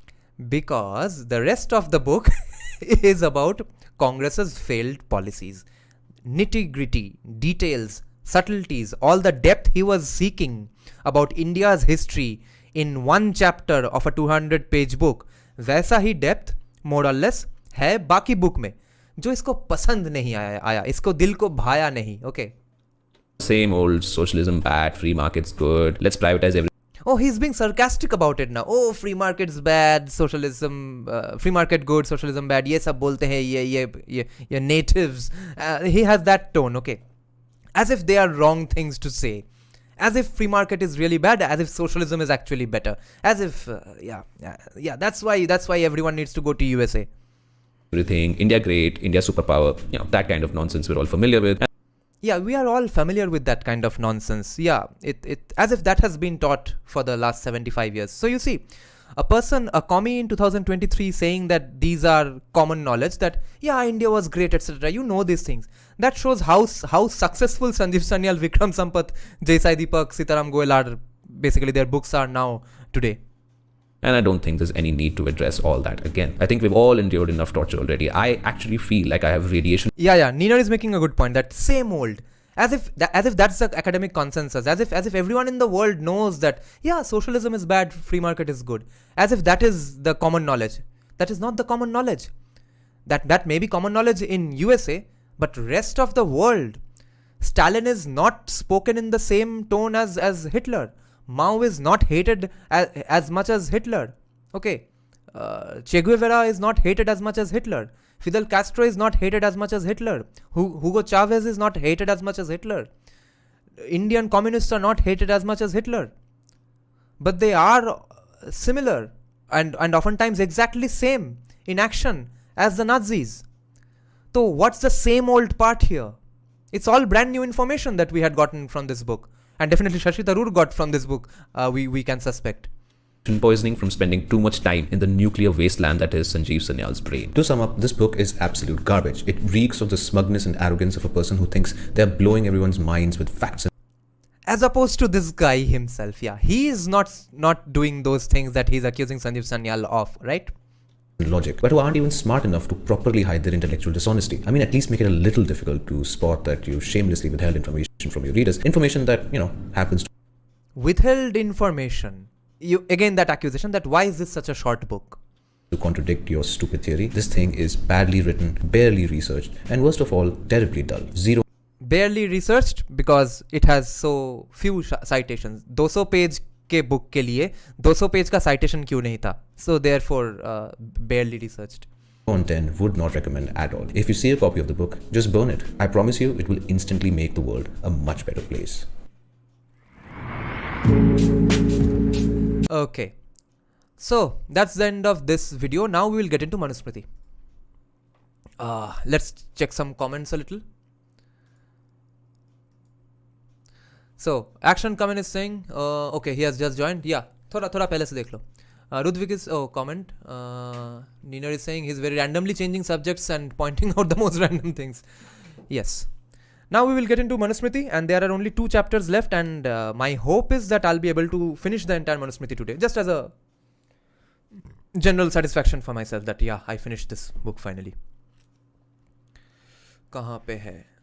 I think we'll start with the 11th chapter. Let's see what Raja Manu says, what he advises. So, Atha Ekadashodhyaya, chapter 11. So, you guys ready? Yes, book burning. We are going to now discuss Manusmriti. Okay, the light is not working well with my reflection here. Okay, let's see.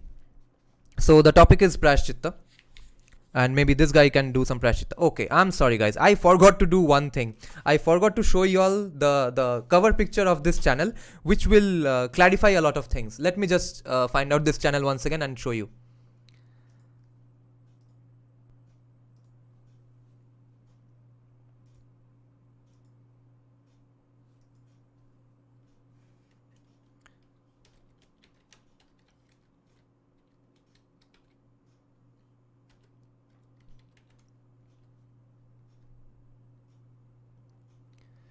So this is the channel Black Flag India, and here we have something in the cover pic. May Day Zindabad. So now you know. Let's see what he has written here. With Black Flag India, we are attempting to create a space for leftist discourse in India, as if India lacks a space for leftist discourse, okay? Which is informative, yet not riddled with off-putting jargon, okay? He wants to have popular and layman's terms discussion, but he hates Sanjeev Sanyal for doing exactly those same things. Yet not bogged down by self-seriousness. Okay, now he was accusing Sanjeev Sanyal for not writing a serious book. That is fun, yet not frivolous. Okay, he did accuse Sanjeev Sanyal of being frivolous. Okay, fair enough. Our aim is to offer a counter-narrative to the ones offered by the corporate media and the far right. Okay, so corporate media. NDTV is not corporate media, maybe? Maybe that's too right-wing for them as well, of course, because he's a commie. And the far right. I have one question for these commies who think everyone is far right. Who in their words is actually not far right, but just right, normal right-wing? I think he would say Shashi Tharoor or NDTV is right-winger and we are all far right. So, fair enough maybe. And which attempts to embody the values of intellectual rigor, solidarity, empathy, compassion and justice. Yes, that's the things we observed in his video right now, isn't it? Okay, now back to Raja Manu. Which book? Communist Manifesto. Now we will get into real fascism. Yes, let's do some far right things, guys. So Raja Manu is saying, the man who does not do the prescribed acts like the Yajñopavita Samskaras, regular study of the Vedas, Samdhyopasana, Agnihotram, etc., but does the blamable acts which are condemned by the scriptures, and who cleaves to the objects of the senses too much. So, which is to say, one who is not an Indriya Jaya, who is not a Jitendriya, who is not a stoic person, that is, runs after sensual pleasures, he must perform a penance. The sages prescribe the performance of penance for an unintentionally committed sin, while others declare on the evidence of the Shruti, the Veda, that even an offense committed with intention, a penance shall be performed. So this section obviously is not written by Raja Manu, because he himself is writing this like a research paper. He is citing other sources, not mentioning their names, but he's saying that there is this view, then there is this view. That is not how Raja Manu would have written it himself. So there are many shlokas here which will seem to you that they are obviously not written in the original Manusmriti. A sin committed unintentionally is atoned by the study of the holy Vedas, but for all sins committed willfully, the expiatory penances for their atonement are different. Prayah stands for penance and the word chittam means, Praya stands for penance and the word chittam means firm determination. Thus the term Prayashchittam means firm determination and fully bound to impose penance on oneself. Prayashchitta. Prayo nama tapa proktam chittam nishchaya uchyate. Tapo nishchaya sanyuktam prayashchittamiti smritam. Therefore, penances should always be practiced for the sake of purification, because those whose sins have not been expiated are born again with disgraceful traits. Those dvijas, so Brahmins essentially, whose initiation to the Savitri, that is, those for whom the Upanayana Samskara has not been performed, and they have not been taught the Gayatri Mantra according to the rule, for them the Acharya shall cause to be performed 3 Krichran Prayashchitta, and then they shall be initiated according to the prescribed rule. But the Dvijas who neglect their prescribed duties and do forbidden acts, and also those who have given up the study of the Vedas, if they wish to do Prayashchitta, shall be advised to do the same Trin Krichran penance. Fasting for one day is the Prayashchitta for omitting the daily rites like the Samdhyopasana, Agnihotra, etc. prescribed by the Vedas, and for breaking the vows of Snataka, like maintaining brahmacharya, begging for alms, etc. If you fail to do those things for a day, you will have to fast for a day.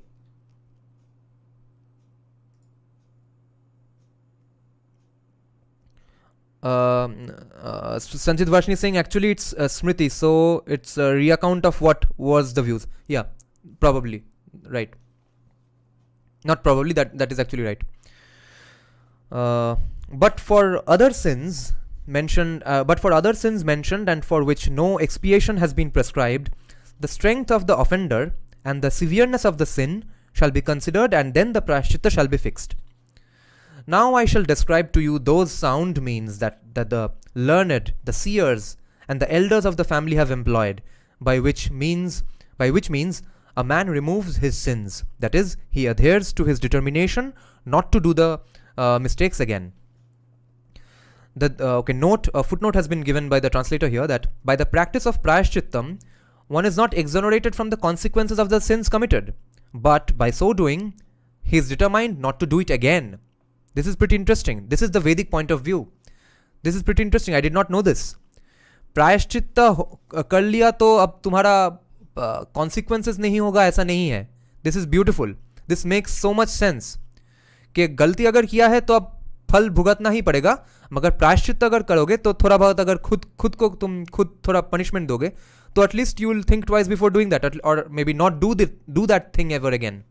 That is the reasoning behind Prayashchittam. What a beautiful concept. I had no idea about this. Wait, I need to mark this.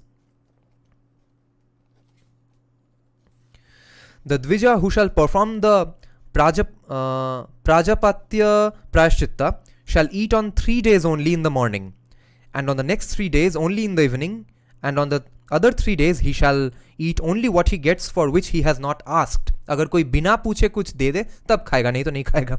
And lastly he shall not eat on 3 days, that is he shall fast for 3 days. Refer to Yoga Darshana 232. The Krishnan Santapana penance is said to be the Prayashchitta, which consists of living on 1 day each on cow urine, cow dung, cow milk, sour milk, clarified butter which is ghee, and on a decoction of kusha grass, and thereafter to fast on 1 day and night. This is thankfully for Brahmins. This is all for Dvijas. ये हमारे लिए, मेरे लिए at least नहीं है. The Dvija who performs the Atikrishnan penance shall, as described above, eat 1 morsel of food for the first 3 days in the morning only, and for the next 3 days in the evening only, and then fast on the last 3 days. Which is why Sanjay Dixit had said that if someone actually reads the Manusmriti, they will realize the toughest life is recommended for Brahmins and not for Shudras. The Dvija who shall perform the Tapta Krishram penance, Krishnan I think, it's a spelling mistake here, shall drink hot water on 3 days, hot milk on the next 3 days, and hot ghee on the following 3 days, and then live on air on the last 3 days of the term. He shall take his bath once and keep his mind fixed. After having eaten 15 morsels of food. अच्छा, ये morsel का meaning क्या होता है? ये थोड़ा देख लेते हैं गूगल में. I don't know what does morsel mean. Morsel is one grasp of food or what? Morsel means a small piece or amount of food, a mouthful. Okay, that's what morsel means. So that's a morsel of food. एक हाथ में दे के खाने का, एक मुट्ठी खाना.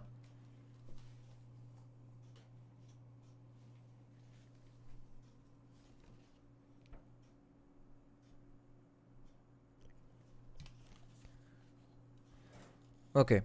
अरे ये cover. This is a beautiful book, huh?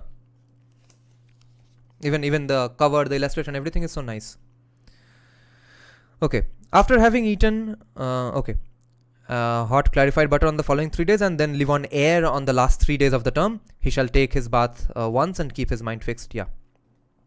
After having eaten 15 morsels of food on the full moon day, if one diminishes his food by 1 morsel on each day during the dark fortnight, and then goes on increasing 1 morsel on each day to reach 15 morsels on the next full moon, and bathing 3 times daily, this Prayashchittam is called Chandrayana penance or lunar penance.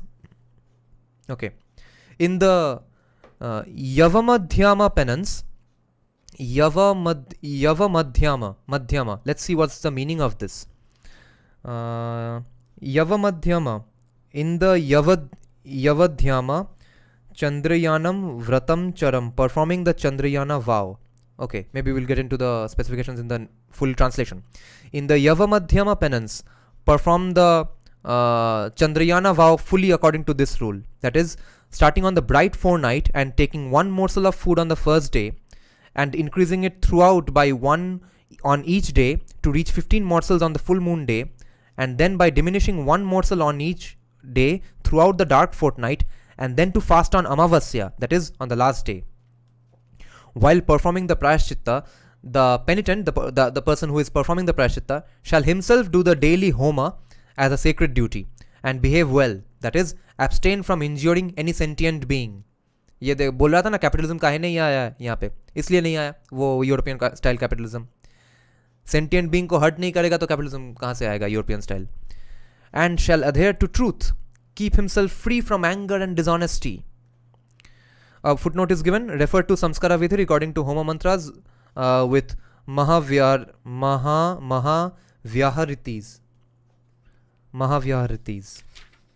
During the period of penance, he shall constantly mutter the Savitri mantra and other purificatory Veda mantras according to his ability. Thus is recommended in all vows of Prayashchitta. And this is what one of the things I like about the Manusmriti, because repeatedly it has been said here that here is a recommendation, do it according to his ability, according to your ability. So there's always a little bit of hint of flexibility. The Dvijas shall purify themselves of the sins they have committed and which are known to the public by the practice of these vows of penance. But for those sins committed by them in their mind, they shall expiate by the constant recitation of the Veda mantras and by the performance of homas. A sinner is freed from the guilt of the sin by confession to others, by repentance, and by Prayashchitta, and also by the regular study and recitation of the Veda mantras. And for any sin committed in times of distress, the sin is absolved by dana, that is, charity. Sachit Vashni is saying, so know the silent truth of Vishuddh Manusmriti then? What did you mean? Can you elaborate a little? Okay, a footnote is being given here that the Vedic views which Maharshi Manu is mentioning here is that the sinner is freed from the thoughts and feelings of the sins, but not from the results of the sin committed. Yeah, that is what I like about this Prayashchitta concept here. That you will still face the consequences, but you won't do it again. The more a man confesses to others the wrong he has himself done, the more he is freed from the guilt of that sin, like the snake which casts off its dead skin. The more the heart censures the man for a wrong act he has done, the more his body is freed from the guilt of the wrong act. That is, he refrains from doing the same wrong again.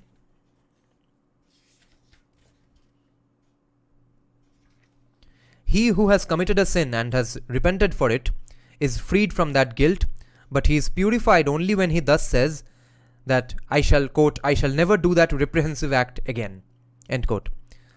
Thus, pondering in his mind that after death the results of his karmas will arise, he shall always do good deeds in mind, in speech, and by the body.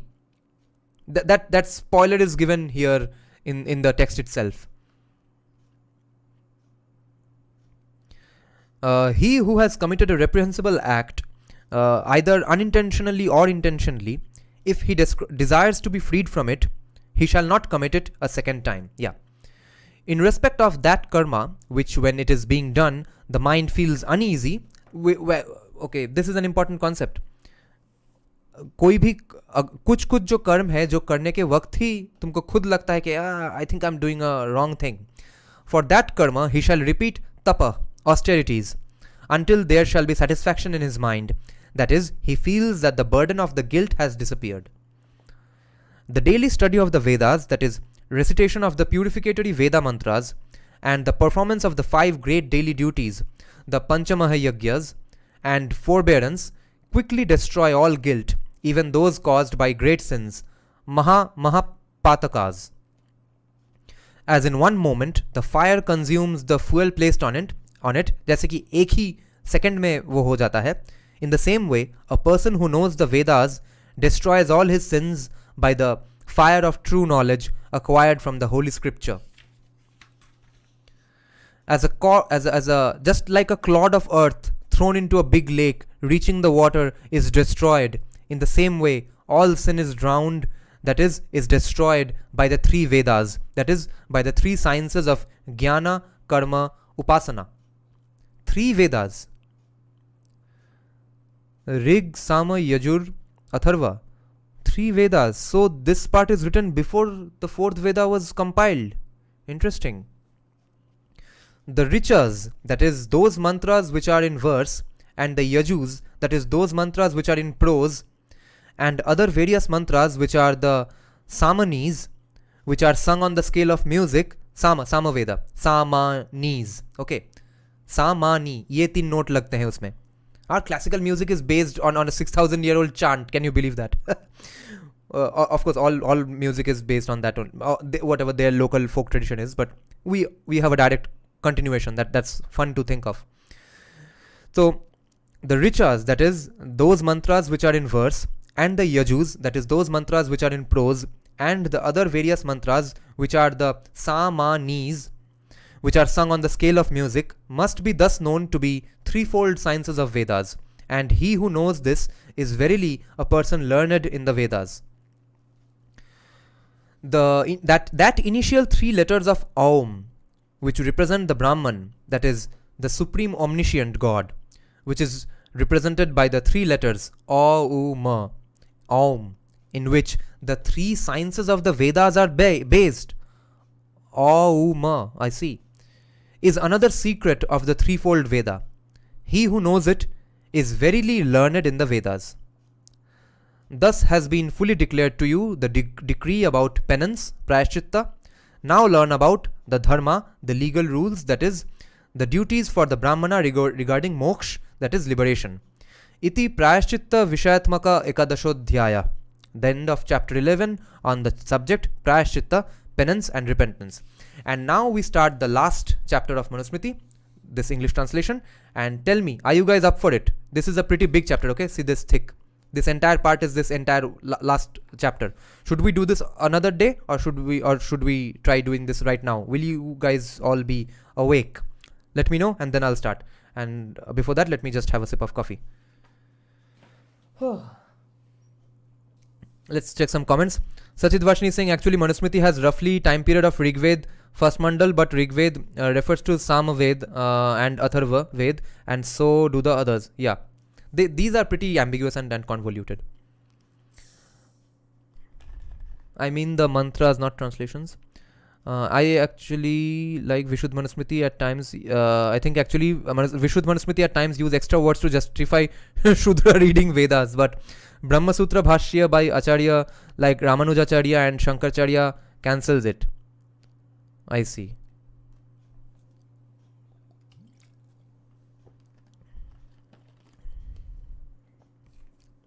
Nahi Shubham Patro, we can't do that right now.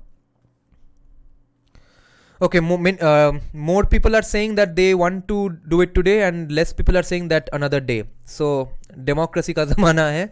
Let's start the last chapter of Manusmriti. Atha Dvadashodhyaya. Acts which spring from the mind, the speech and the body produce good and evil results. And these results impart to men the three birth conditions, that is, the highest, the lowest and the middling. Far right concepts aane wala hai, lag raha hai. Here on this subject, understand that the mind of man is the instigator of the three locations, that is, the mind, the speech and the body, and the three conditions, the highest, the lowest and the middling levels of human birth, which are determined by the good and evil deeds, and its attributes are 10 in number. 10 attributes, I see. The three kinds of sinful acts committed by the mind are: 1. Coveting others' property, which means stealing or appropriating others' property; thinking evil for others; and 3. Adherence to false notions. For example, there is no rebirth, the body is the self, etc. I see. तो इनको false notion बोल दिया गया है. But ये जो coveting others' property is a sinful act, यहीं पे तो colonization नहीं होगा हमसे.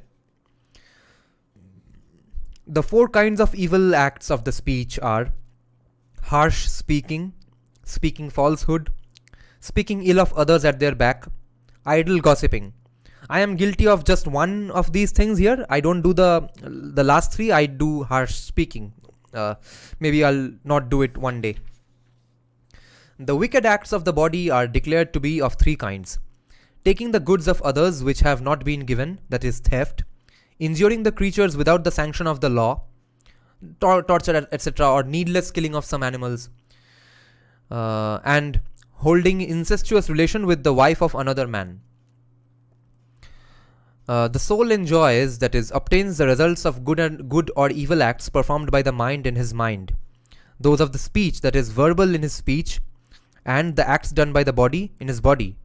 I see.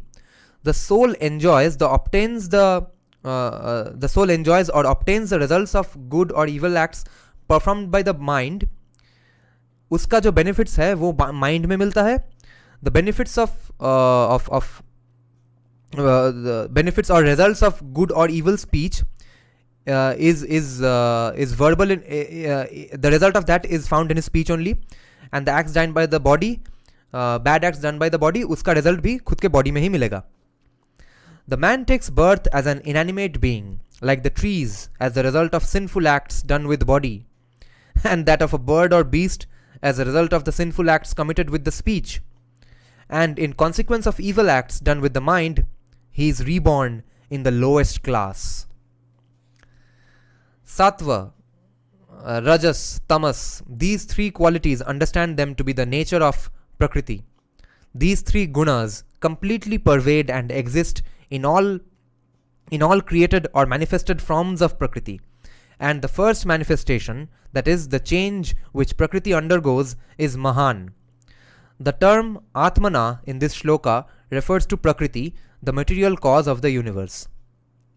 Of these three gunas of Prakriti, the one which wholly predominates in the body of the soul makes that body eminently distinguished for that quality. I see. The nature of Sattva is declared to be knowledge, and that of Tamas is ignorance, whereas the characteristics of Rajas are attachment and aversion. These three gunas of Prakriti are present in all created beings, and they pervade them all. When a man feels whatever bliss in his soul and calmness in his mind, which is like pure light, then he shall understand that pure light to be the nature of Sattvam. That is, among the three gunas, Sattva is predominant. But what the soul experiences as pain, and when the mind does feel satisfaction, then know that to be the characteristic of Rajas. That is, Rajas is predominant, in that case, Rajas is predominant in the mind, which is difficult to conquer, and which constantly draws the embodied souls towards the sensual objects and stops you from being Jitendriya. But what is coupled with delusion, devoid of discrimination of good and bad, and which creates strong attachment to the objects of the senses, which is undiscernible and which cannot be fully known, understand that to be the quality of Tamas. That is, the guna of Tamas is predominant in that case. Uska ye gun hai. Moreover, I shall now fully describe to you the results which arise from these three gunas, that is, the superior, the middling, and the lowest. Sachit Varshni is saying, Tipitaka refers to the Chandogya Upanishad, Samaved, Rigved, Yajurved, so Buddhism is after Vedic Sanatan Dharma. ये बोलो मेरे channel में viewers को, बहुत सारे नव बौद्ध आते हैं और बोलते हैं कि यार सब कुछ तो बुद्धा के बाद हुआ. Nina is saying seems pretty okay. The traits of the quality of sattva are the deep interest in the study of the Vedas and austerity, and the pursuit of knowledge, external and internal purity. These are the traits and qualities of sattva. Okay. So what are the traits and qualities of sattva? Deep interest in the study of the Vedas, austerity, pursuit of knowledge, external and internal purity, control of the senses and the mind, and ever keen to perform acts of dharma, and always being engaged in self-contemplation. ये जो group identity versus individual identity का debate है, that is very different and almost non-applicable in the Sanatan Dharma context, because self-contemplation is always encouraged in this culture, and moreover we have Kuladevata, Gram Devta, your own Sampradaya, but after all that you have your Ishta Devta. So there is a place for individualism inside the framework of Sanatan Dharma, but Sanatan Dharma का framework बचाना है, and उसके लिए group identification, out group in group identify करना, ये सब जरूरी भी है. क्या करें? Delightedness when starting any undertaking, the happiness that you feel while undertaking a new project. And then there is want of firmness, performing forbidden acts, and constant indulgences in acts of sensual pleasures. These are the marks of the guna of Rajas. Greed, somnolence, want of firmness जो पहले भी बोला गया और यहाँ पे भी, want of firmness means lacking in firmness. So greed, somnolence, want of firmness, cruelty, atheism, that is disbelief in the Vedas and God, nastikness, leading an evil life and always soliciting favor from others, and unattentiveness. These are the traits of the guna of tamas. Maximus Prime is saying, all right, finally current is back. Yeah. Nina is saying you should see how Sanjay Dixit views the rising individualism. Very interesting views. अच्छा, कौन से video में ज़रा comment section में डाल देना, community tab में. Sachit Varshni saying identify the self as consciousness and not body. Yeah, वो भी है. Right. Moreover now, वो तो नास्तिक लोग करेंगे, materialists करेंगे, चारवाक करेंगे. Moreover, now know briefly and in their order the qualities of these three gunas as they do manifest in the three times, that is the past, the present and the future. When a man indeed feels shame, fear and doubt when he is doing any act, or after having done it, or when he is about to do it, the learned men know that to be the mark of the guna of tamas acts.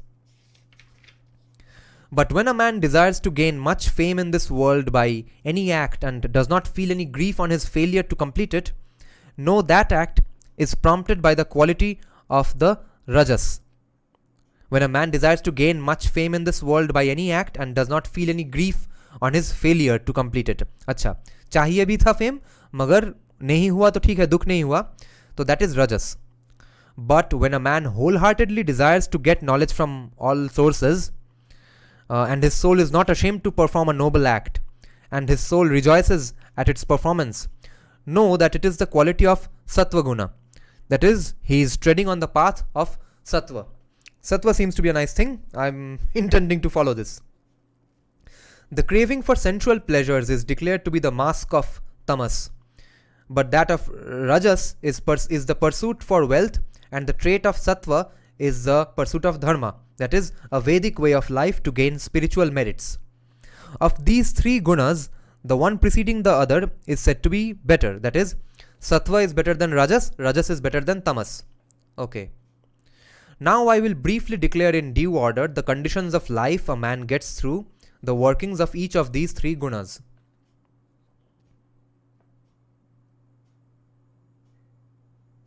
Chitta Mahato is saying, could you show me where Sanatan Dharma is written in Brahmanical religious books?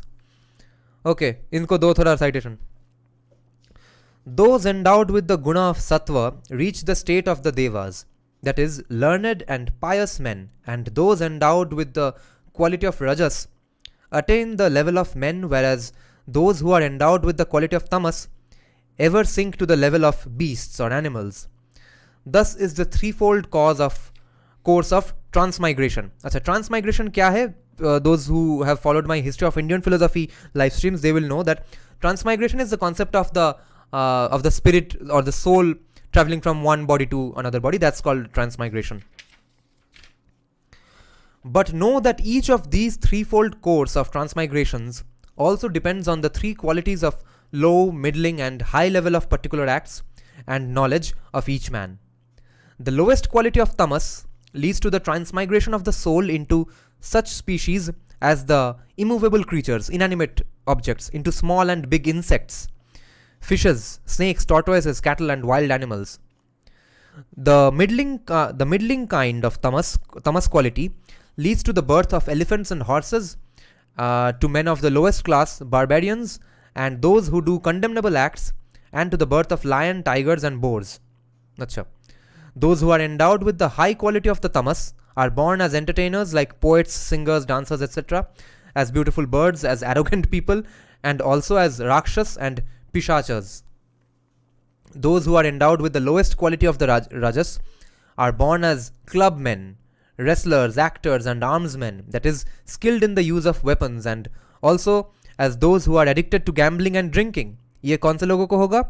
Those who are endowed with the lowest quality of the rajas. So तो क्षत्रिय क्या lowest quality of rajas है? At least the soldiers, not the kings.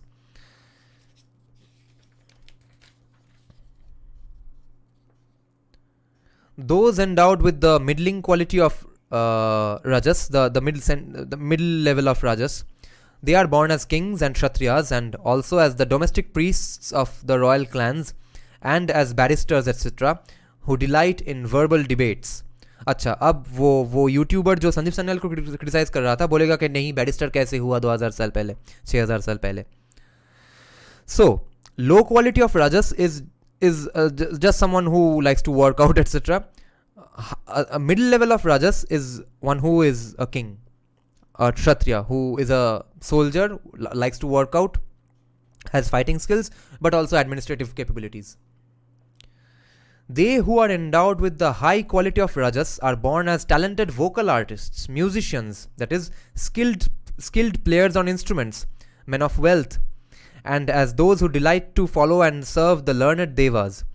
And they are also born as all classes of beautiful ladies and angels. Let's see what the shloka says. Gandharva guhyaka yaksha vibhu dhanu charasha ye tathaiva prasa sarva rajasishuttama gati. So sarva apsarasa, yeah, that is the all classes of beautiful ladies. Sarva apsarasa. Okay. The lowest quality of the sattva guna leads to the birth of hermits, ascetics, brahmanas, that is, masters of Vedic lores, and to scientists who study the science of stars, and to drivers of planes. They are born as दैत्यास also. ये किन लोगों को होगा जिसमें lowest quality of सत्व गुना है. अच्छा, planes बोल दिया है, अब तो फार राइट हो गया है. थोड़ा श्लोक पढ़ लेते हैं. तापसा यतायो विप्रा ये च वैमानिका गणा नक्षत्राणि च दैत्यश्च प्रथमा सत्विकी गति. वैमानिका, अब विमान किसको बोलते थे ये तुम सोचो, इमेजिन करो. The middling quality of the sattva guna, we were discussing the low sattva guna for now. Now the middle sattva guna leads to the birth of those who perform yagyas as sages, as devas, that is, as learned and pious men, as masters of the Vedas, and as the scholars of the science of light and electricity, and also as the protectors of the families, and as those who endeavor to realize spiritual merits. अच्छा, electricity कैसे हुआ देखते हैं, क्या term है. यज्वाना और यज्वाना ऋषायो देवा वेदा ज्यूतिंषि वत्सरा पितारश्चैव साध्यश्च द्वितीया सात्विकी गति. So which is the electricity? Okay, Veda Jyotinshi Vatsara. This has been translated to the masters of the Vedas and the science of light and electricity. Okay. The sages declared that the high quality of sattva leads the soul to be born as masters of the four Vedas, as discoverers of the eternal laws, Sanatan principles, eternal laws governing the universe, as great souls who abide by the principles of dharma in all circumstances, as seers who are able to discern and see the nature of the unmanifested cause of the universe, that is, Prakriti, and its early stages, that is, from the unmanifested state to the manifested, of which the first state is the Mahat, the great nebula. Thus, I have fully described the result of the three kinds of acts performed by the three instruments, that is, the mind, the speech, and the body, and the threefold qualities, that is, the sattva, rajas, and the tamas gunas, and their three levels, that is, the low, the middling, and the high, which all together lead the souls to the different states of existence. This is pretty nuanced and subtle stuff. There's no one thing leads to one thing. That is, the different status of births in the universe. Those who indulge in sensual pleasures and do not practice dharma, that is, lead an immoral life, by so doing and being destitute of right knowledge, these lowest of men reach the vilest of births. The more the sensual men enjoy the pleasures of the senses, the more their proficiency, their addiction in them grows. That is, they become slaves to their passions. Those men of small understanding, by repeating the sinful acts, are born again and again in the various species accordingly and suffer pain here in this world.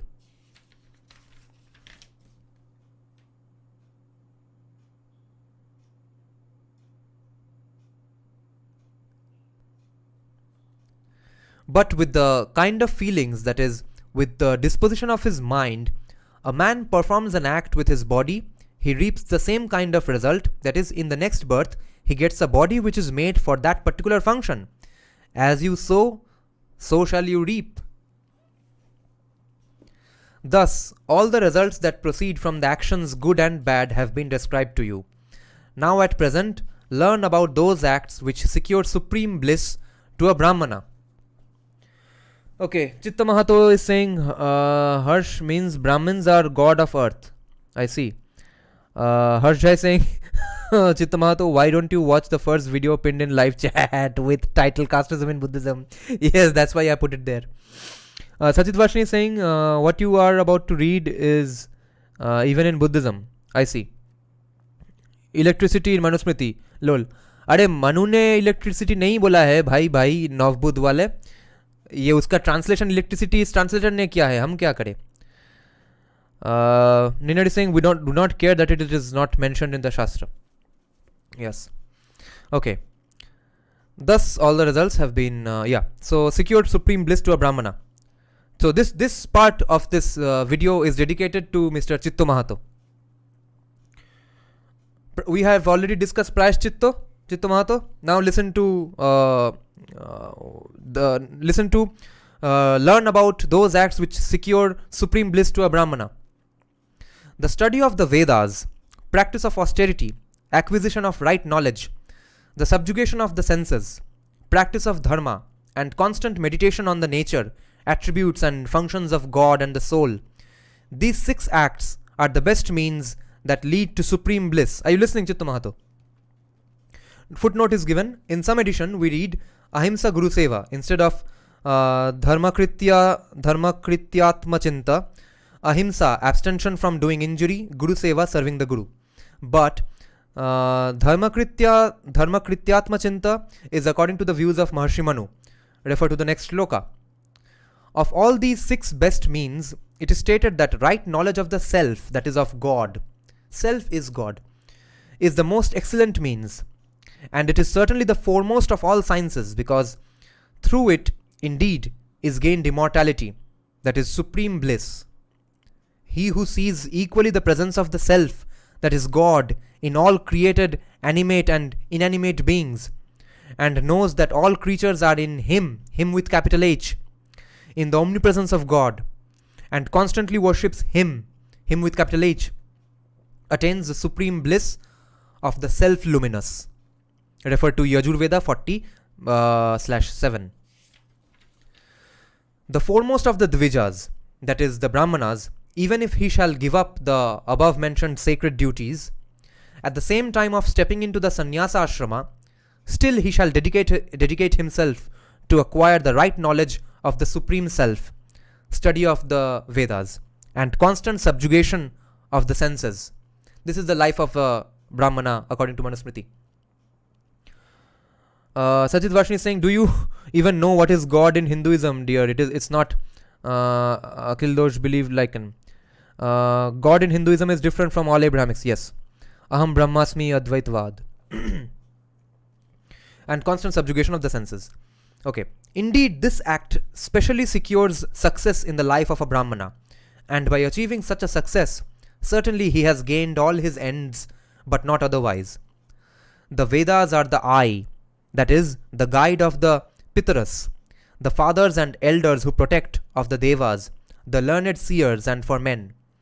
They are beyond the power of man, that is, they are apaurushaya, that is, they are not man-made, and the range of their knowledge is fathomless, that is, the sciences of the Vedas are beyond measure, and that is the true fact. Wow, this part I have read word for word in my Bengali Rigveda translation. all those smritis which are not based on the Vedas, and also those shastras, that is the systems of philosophy made by men who are hostile to the Vedas, all of them are certainly worthless, as they do not produce any reward after death, that is in the next birth, and as they are the works of men of ignorance and falsehood, certainly darkness emanates from them. Okay? So, Vedokhilo Dharma Moolam. All other modern treatises which spring up from away from the Vedas, that is, which are not based on the Vedas, perish sooner, as they are worthless and false. The four Varnas, the three worlds, that is the earth, the mid space and the outer space, the four orders, that is Brahmacharya, Grihastha, Vanaprastha and Sannyasa, and the past, the present and the future, all of them are severally known by the Vedas. That is, all the rules and knowledge governing them are known by means of the Vedic knowledge. The science of sound, touch, color, taste and the fifth smell, all are known through the Veda alone, and also about their production of those senses, production, attribute and function of those signs of sound, touch, color, taste and fifth smell.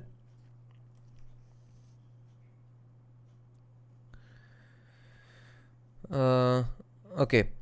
The eternal lores of the Veda uphold all created beings. Hence I hold it to be supreme, because this Veda, which is the sacred revealed Vedic knowledge, is the means for securing happiness of all creatures. The command of the army, the parliament, the office of justice and the sovereign authority, the king, all these offices shall indeed be entrusted into the hands of those who are learned in the Vedas, as they are worthy to be appointed to these four offices. As the fully kindled fire which has gained strength consumes even the moist trees, okay, just like a fully kindled fire which has gained strength and that consumes all, even moist trees, even wet trees, in the same way, he who knows the Veda burns the taints of his soul which arise from evil acts. He who correctly knows the right meaning of the Veda while living in this world and dwelling in whatever order that is, Brahmacharya, whatever order, that is Brahmacharya, Grihastha, Vanaprastha or Sannyasa, he certainly becomes qualified to realize, to understand Brahman, the supreme being. Tapa, austerity, that is the maintenance of Brahmacharya, adherence to truth, study of the Vedas and the like, etc. And Vidya, true knowledge, that is the knowledge of the Vedas, are the best means for the Brahmana to secure bliss. By the practice of tapa, he destroys his sin, and by Vidya, he obtains immortality, that is freedom from the cycle of births and deaths. Yeah, and this concept has been discussed in this red book series, you see, History of Indian Philosophy. Those who have not, you all should absolutely check out our live streams on History of Indian Philosophy. All these are explained in a more concise fashion, and we'll continue that book. Of course, I have not read it other than my live streams. I will restart that soon. Okay. He who wishes to get the perfect knowledge of dharma must correctly know these three, that is the science of the pramanas, evidences like perception, inference, etc., and the Veda and the shastras based on Veda. Footnote given here by the translator that refer to Nyaya Darshana chapter 1 for details on the pramanas. Yeah, praman shastra. He who explores with reasoning the teachings of the seers, he who explores the teachings of the seers with reasoning, or the teachings of the Vedas or the Shastras, he alone knows the true principles of dharma and no one else. Thus, the study of the scriptures is a daily sacred duty. A footnote is given that Swadhyayo Vei Brahma Yagya, regular study of the Vedas and the books of the Rishis is Brahma Yagya. Shatpat Brahmana में ये mention किया हुआ है. Okay, Neenar is saying Yudhishthira, a Pandit, is only one who upholds his kartavya. अच्छा वहाँ debate चल रहा है. Further by Yudhishthira, among Kula Acharya, Swadhyaya, Shravan only, and only a good Acharya makes a Brahmin, the rest do not. Okay, Maximus Prime is saying तुम अरे बाप रे ये पढ़ने में बहुत टाइम लग जाएगा. Okay, being part of a kula or lineage cannot make anyone superior by any means. Chitta Mahato is saying, sir, read a paragraph and explain in Bengali a bit. Which one? ये entire book, वो उसके लिए separate Bengali live stream करना पड़ेगा. अरे तुम्हें बांगाली बोलबे तो. He who wishes to get the perfect knowledge of dharma, okay, ये तो हो गया, ये भी हो गया. Thus the study of the scriptures is a daily sacred duty. Okay.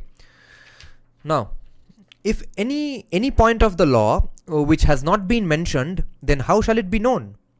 In all such cases, whatever the pious and learned masters of the Vedas shall propound, that shall be without doubt the law. Acha, this is a interesting point. If any point of the law which has not been mentioned, then how shall it be known? Acha. In all such cases, acha, there might be some cases that a law for a certain thing might not have been made yet, like a drone policy. Drone ही नहीं था तो drone के बारे में law कहाँ से आएगा? In all such cases, whatever the pious and learned masters of the Vedas shall propound, that shall be without doubt the law. Yeah, ऐसे situations में तो किसी ना किसी authority figure को ही बोलना पड़ेगा, तो अच्छा अब law बना लीजिए.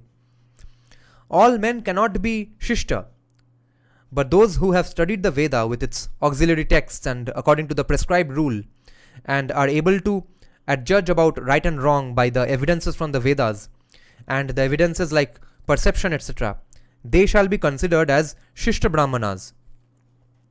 Whatever a council of at least 10 or even 3 shishta brahmanas who are faithful to their duties shall lay down as dharma, that is law. That dharma shall not be, that is law, that dharma shall not be disputed. Refer to Samskara Vidhi, Grihashrama Prakadana for commentaries on this topic. The council of at least 10 members shall constitute of one member who is the master of the Vedas, one who is learned in the science of logic, that is, one who is a master of the Nyaya philosophy, one who knows the science of Nirukta etymology, one who is learned in dharma, and one from each of the 3 orders, that is, a brahmachari, a grihastha, and vanaprastha. Know that the council of 3 ये जो council of 3 brahmanas है, they will decide doubtful points of law. They shall constitute of 3 masters of the Vedas. That council, they shall constitute of 3 masters of Vedas, that is, one who is learned in the Rik dimension, one who is a master of the Yajuz dimension, and the third one who is learned in the Sama dimension of the Vedas. By 3 Vedas, the threefold range of knowledge is referred to, and not to 3 particular Vedas. I see. The 4 Vedas are referred to as Traividya. I see. Okay. तो qualities और kinds of knowledge है 3, मगर वो mentioned है 4 Vedas में. Okay, so that is what I got wrong a while back. त्रैविद्या 4 Vedas को लेके, क्योंकि काइंड्स ऑफ विद्या जो है वो 3 ही है, वो 4 नहीं है. Even that which one foremost among the Dvijas, who is the master of the 4 Vedas, shall declare to be the law, that must be considered to be supreme dharma, but not that which is proclaimed by myriad of ignorant people. Even if thousands men who do not practice their vows, that is, who do not study the Vedas, do not maintain brahmacharya, and do not abide by truth, etc., and are destitute of the Vedic learning, though they are born from Brahmana parents, and they subsist in such a lineage, their assembly to settle any point of law is not considered to be a council. कहाँ गया चित्तमातो? Chittamato, listen to this. Even if thousands of men who do not practice their vows, that is, who do not study the Vedas, and they do not maintain brahmacharya, and do not abide by truth, etc., and are destitute of the Vedic learning, even if they are born from Brahmana parents, and they subsist in such a lineage, and they exist and live in such a lineage, even then, their assembly, even if they form a council to settle any point of law, that will not be considered a council at all. Nina is saying these quotes I have taken from the Yaksha Yudhishthira Samvad. Okay. Anyone who wishes can read it and confirm that this is what he said. Okay. Maximus Prime is saying then you have the 4th knowledge provided later by him, known as Natya Veda, not recognized as the official Veda, of course. I see. Retention of semen is powerful, I realized it. Okay. Whatever is proclaimed as dharma by those who are plunged in the darkness of ignorance, who are stupid and unread in the Vedas, shall not be approved and accepted as law, because that ruling increases sin 100-fold for those who propound it and for those who follow it. Vedas नहीं पढ़ा है, वेदास नहीं मालूम है, तो कुछ तुमको seriously नहीं लिया जाएगा. Thus has been declared to you all that which secures the highest state, and a Brahmana who does not fall off from that obtains supreme bliss. Okay, let me have a sip of coffee again, once again. And too many mosquitoes here.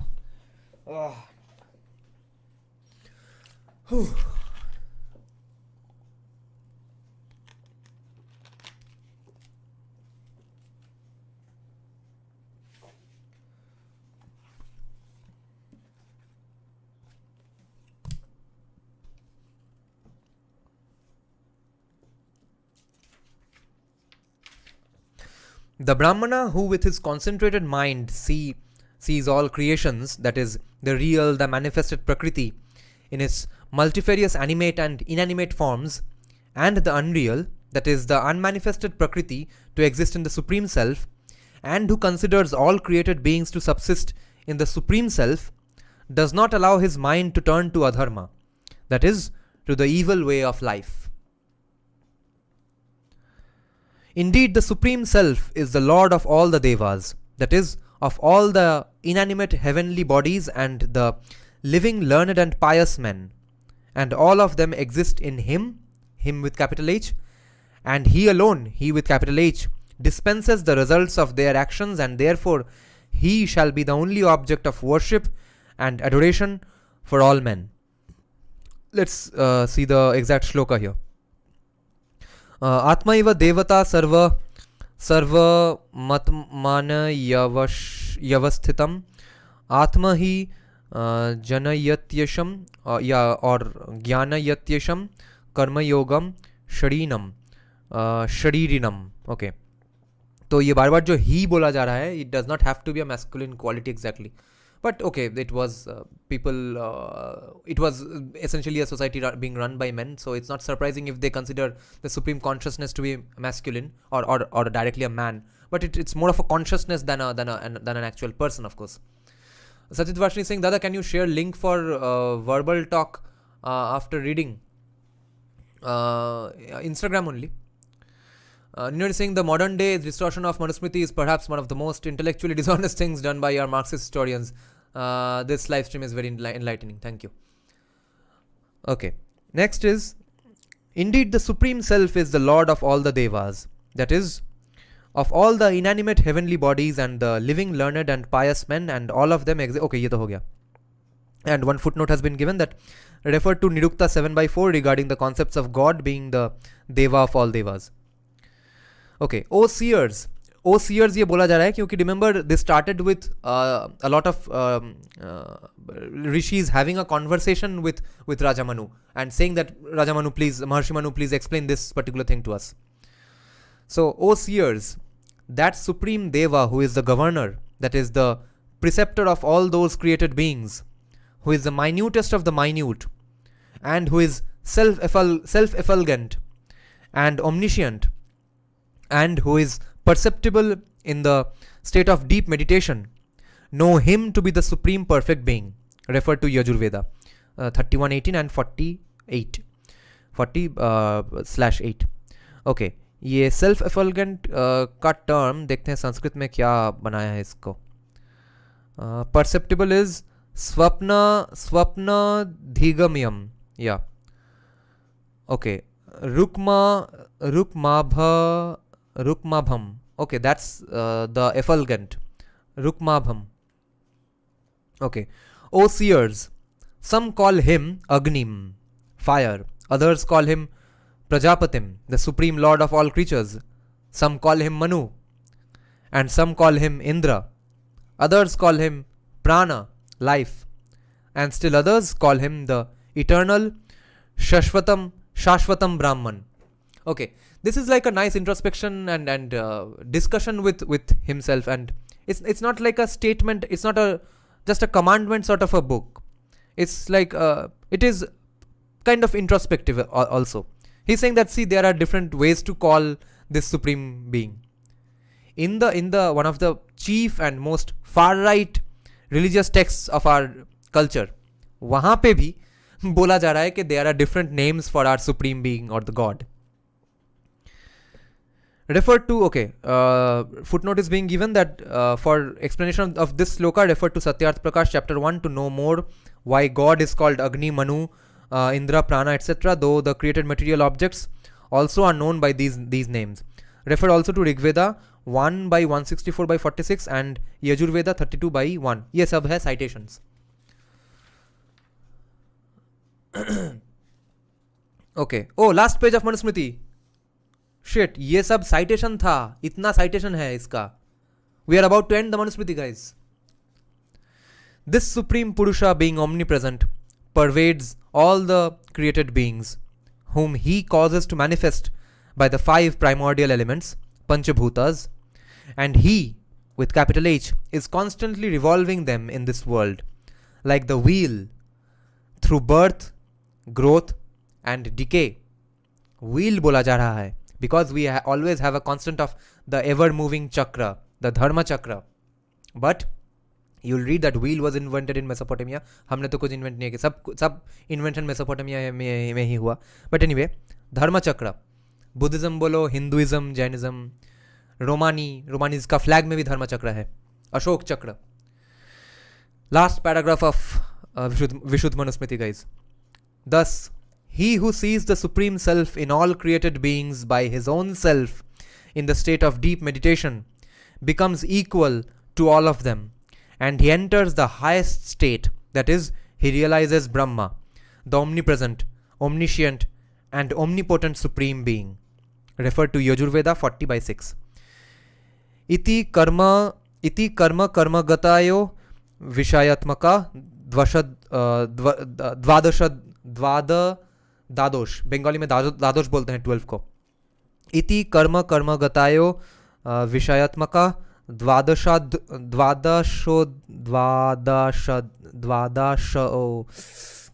I have to pronounce this because this is the last line of the Manusmriti. Iti karma gatayo vishayatmaka द्वादशोऽध्याय. The end of chapter 12 on the subjects of karma and karmagati, acts and their effects. This is the end of Manusmriti. So, Nina is saying calling things Brahmanical itself is pretty illogical. They portray Bhakti movement as revolting against Brahmanical texts like these, but then the Bhakti movement seems to have derived ideas directly from texts like Manusmriti. Yes, and also remember, Nina, in the beginnings of these Manusmriti live streams, we were noticing how many common daily acts in a Hindu civilization, in India, in a Hindu society, the things we consider, they are universal. You don't need to be religious for that. It's casual. It's a general sign of respect. Okay, बड़ों को देख के खड़े हो जाना, या फिर ठीक से बात करना, or basic acts of decency. So many of our daily good, nice, decent habits are directly recommended and mentioned in Manusmriti, the evil far-right text. That is one of the biggest misconceptions people have with Manusmriti. They think, Bharat वो 2000 साल का Bharat is all about casteism and सती प्रथा. मनुस्मृति में भी शुरू से अंत तक सिर्फ casteism ही है और कुछ नहीं है. तो नुआंस सबको चाहिए जब कोई भारत को अच्छा बोलेगा. खराब बोलने के वक्त नुआंस सटलिटी गया गड्ढे में. तो you see, this book deserves a lot of credit, but I will say one thing, that there are some things are very obviously have been added to this book way later. So that I will agree. So it's not as much in the purest form as Arthashastra, let's say. Obviously, because Manusmriti is supposed to be much older. But whatever we have, this particular collection of shlokas called Manusmriti, there are many later added texts, okay? Because one stark shocking thing was written that if there is an artist, put them in jail. And one in the very next page, they say that a great king has great auditoriums for musicians and artists, etc. So there are many contradictory things which are obviously written and added by someone else in some other part of the Hindu civilization, and then someone who compiled this particular thing called Manusmriti by taking a shloka from this person and another shloka added from this person, and the existing shlokas called Manusmriti. That person obviously compiled all this, or many people even compiled those things. So it's not as pure as in its form as Arthashastra is. So there are some later extrapolations, and there's obviously a reason for that. Manusmriti is read and translated everywhere in the country where there were Islamic invasions, and Arthashastra, the translation of Arthashastra that we find, the the English translations of Arthashastra that we have, the source text for that was in a museum in Tamil Nadu, in Chennai, where there has not been much of Islamic invasions, and maybe that's why it existed there in a much purer form and without much later extrapolations. So there is a reason for that. Sachit Vashni is saying, no, actually things change as per time and region. Yes, they do.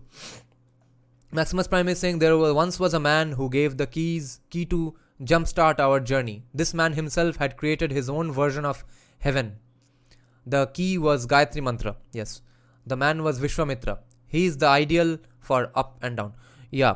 And as far as I remember, the very first Shukta of Rigveda, the Om Agnimile Purohitang Yagyasya, that's something, that is written by, I remember, every Shukta उसके शुरू में लिखा हुआ है कि ये particular shloka किसने लिखा है, ये पर्टिकुलर शुक्ता किसने लिखा है. तो वो लिखा है विश्वामित्र पुत्र मधुच्छंदा ने, विश्वापुत्र के बेटे मधुच्छंदा ने लिखा है. एटलीस्ट उसने कंपाइल किया, उसके पिताजी ने ही बोला होगा शायद. Who knows this things. Okay, read Gautam Dharma Sutra of कल्प Vedang. I see. Okay, I've never heard of that. Okay, guys. So since we have ended Manusmriti, from tomorrow we will start, unless my electricity or sudden music arrangement commitments come up. The next live streams, the public live streams, will happen on continuation of our Brahma Puran and history of Indian philosophy. And those of you who want to discuss particular specific books, you can become a member. It's just 159 rupees a month. We are discussing India, that is Bharat for now. If more of you become members and want to discuss other books that I have, you all can. I have books that remain to be discussed are India that is Bharat, India Bharat Pakistan, Conundrum by Anusdhar, Shrikant Talageri's book Aryan Invasion Theory and Indian Nationalism, and lots of other explanations on Gita, etc. and the ISKCON version of Gita as well. If you all want it, we can discuss those books as well. You all can become members. Other than that, in the public live streams, we will continue with Brahma Puran and history of Indian philosophy. Ye wala. Okay. So this was a great live stream, guys. Thanks for sticking on for so long. So good night. See you soon.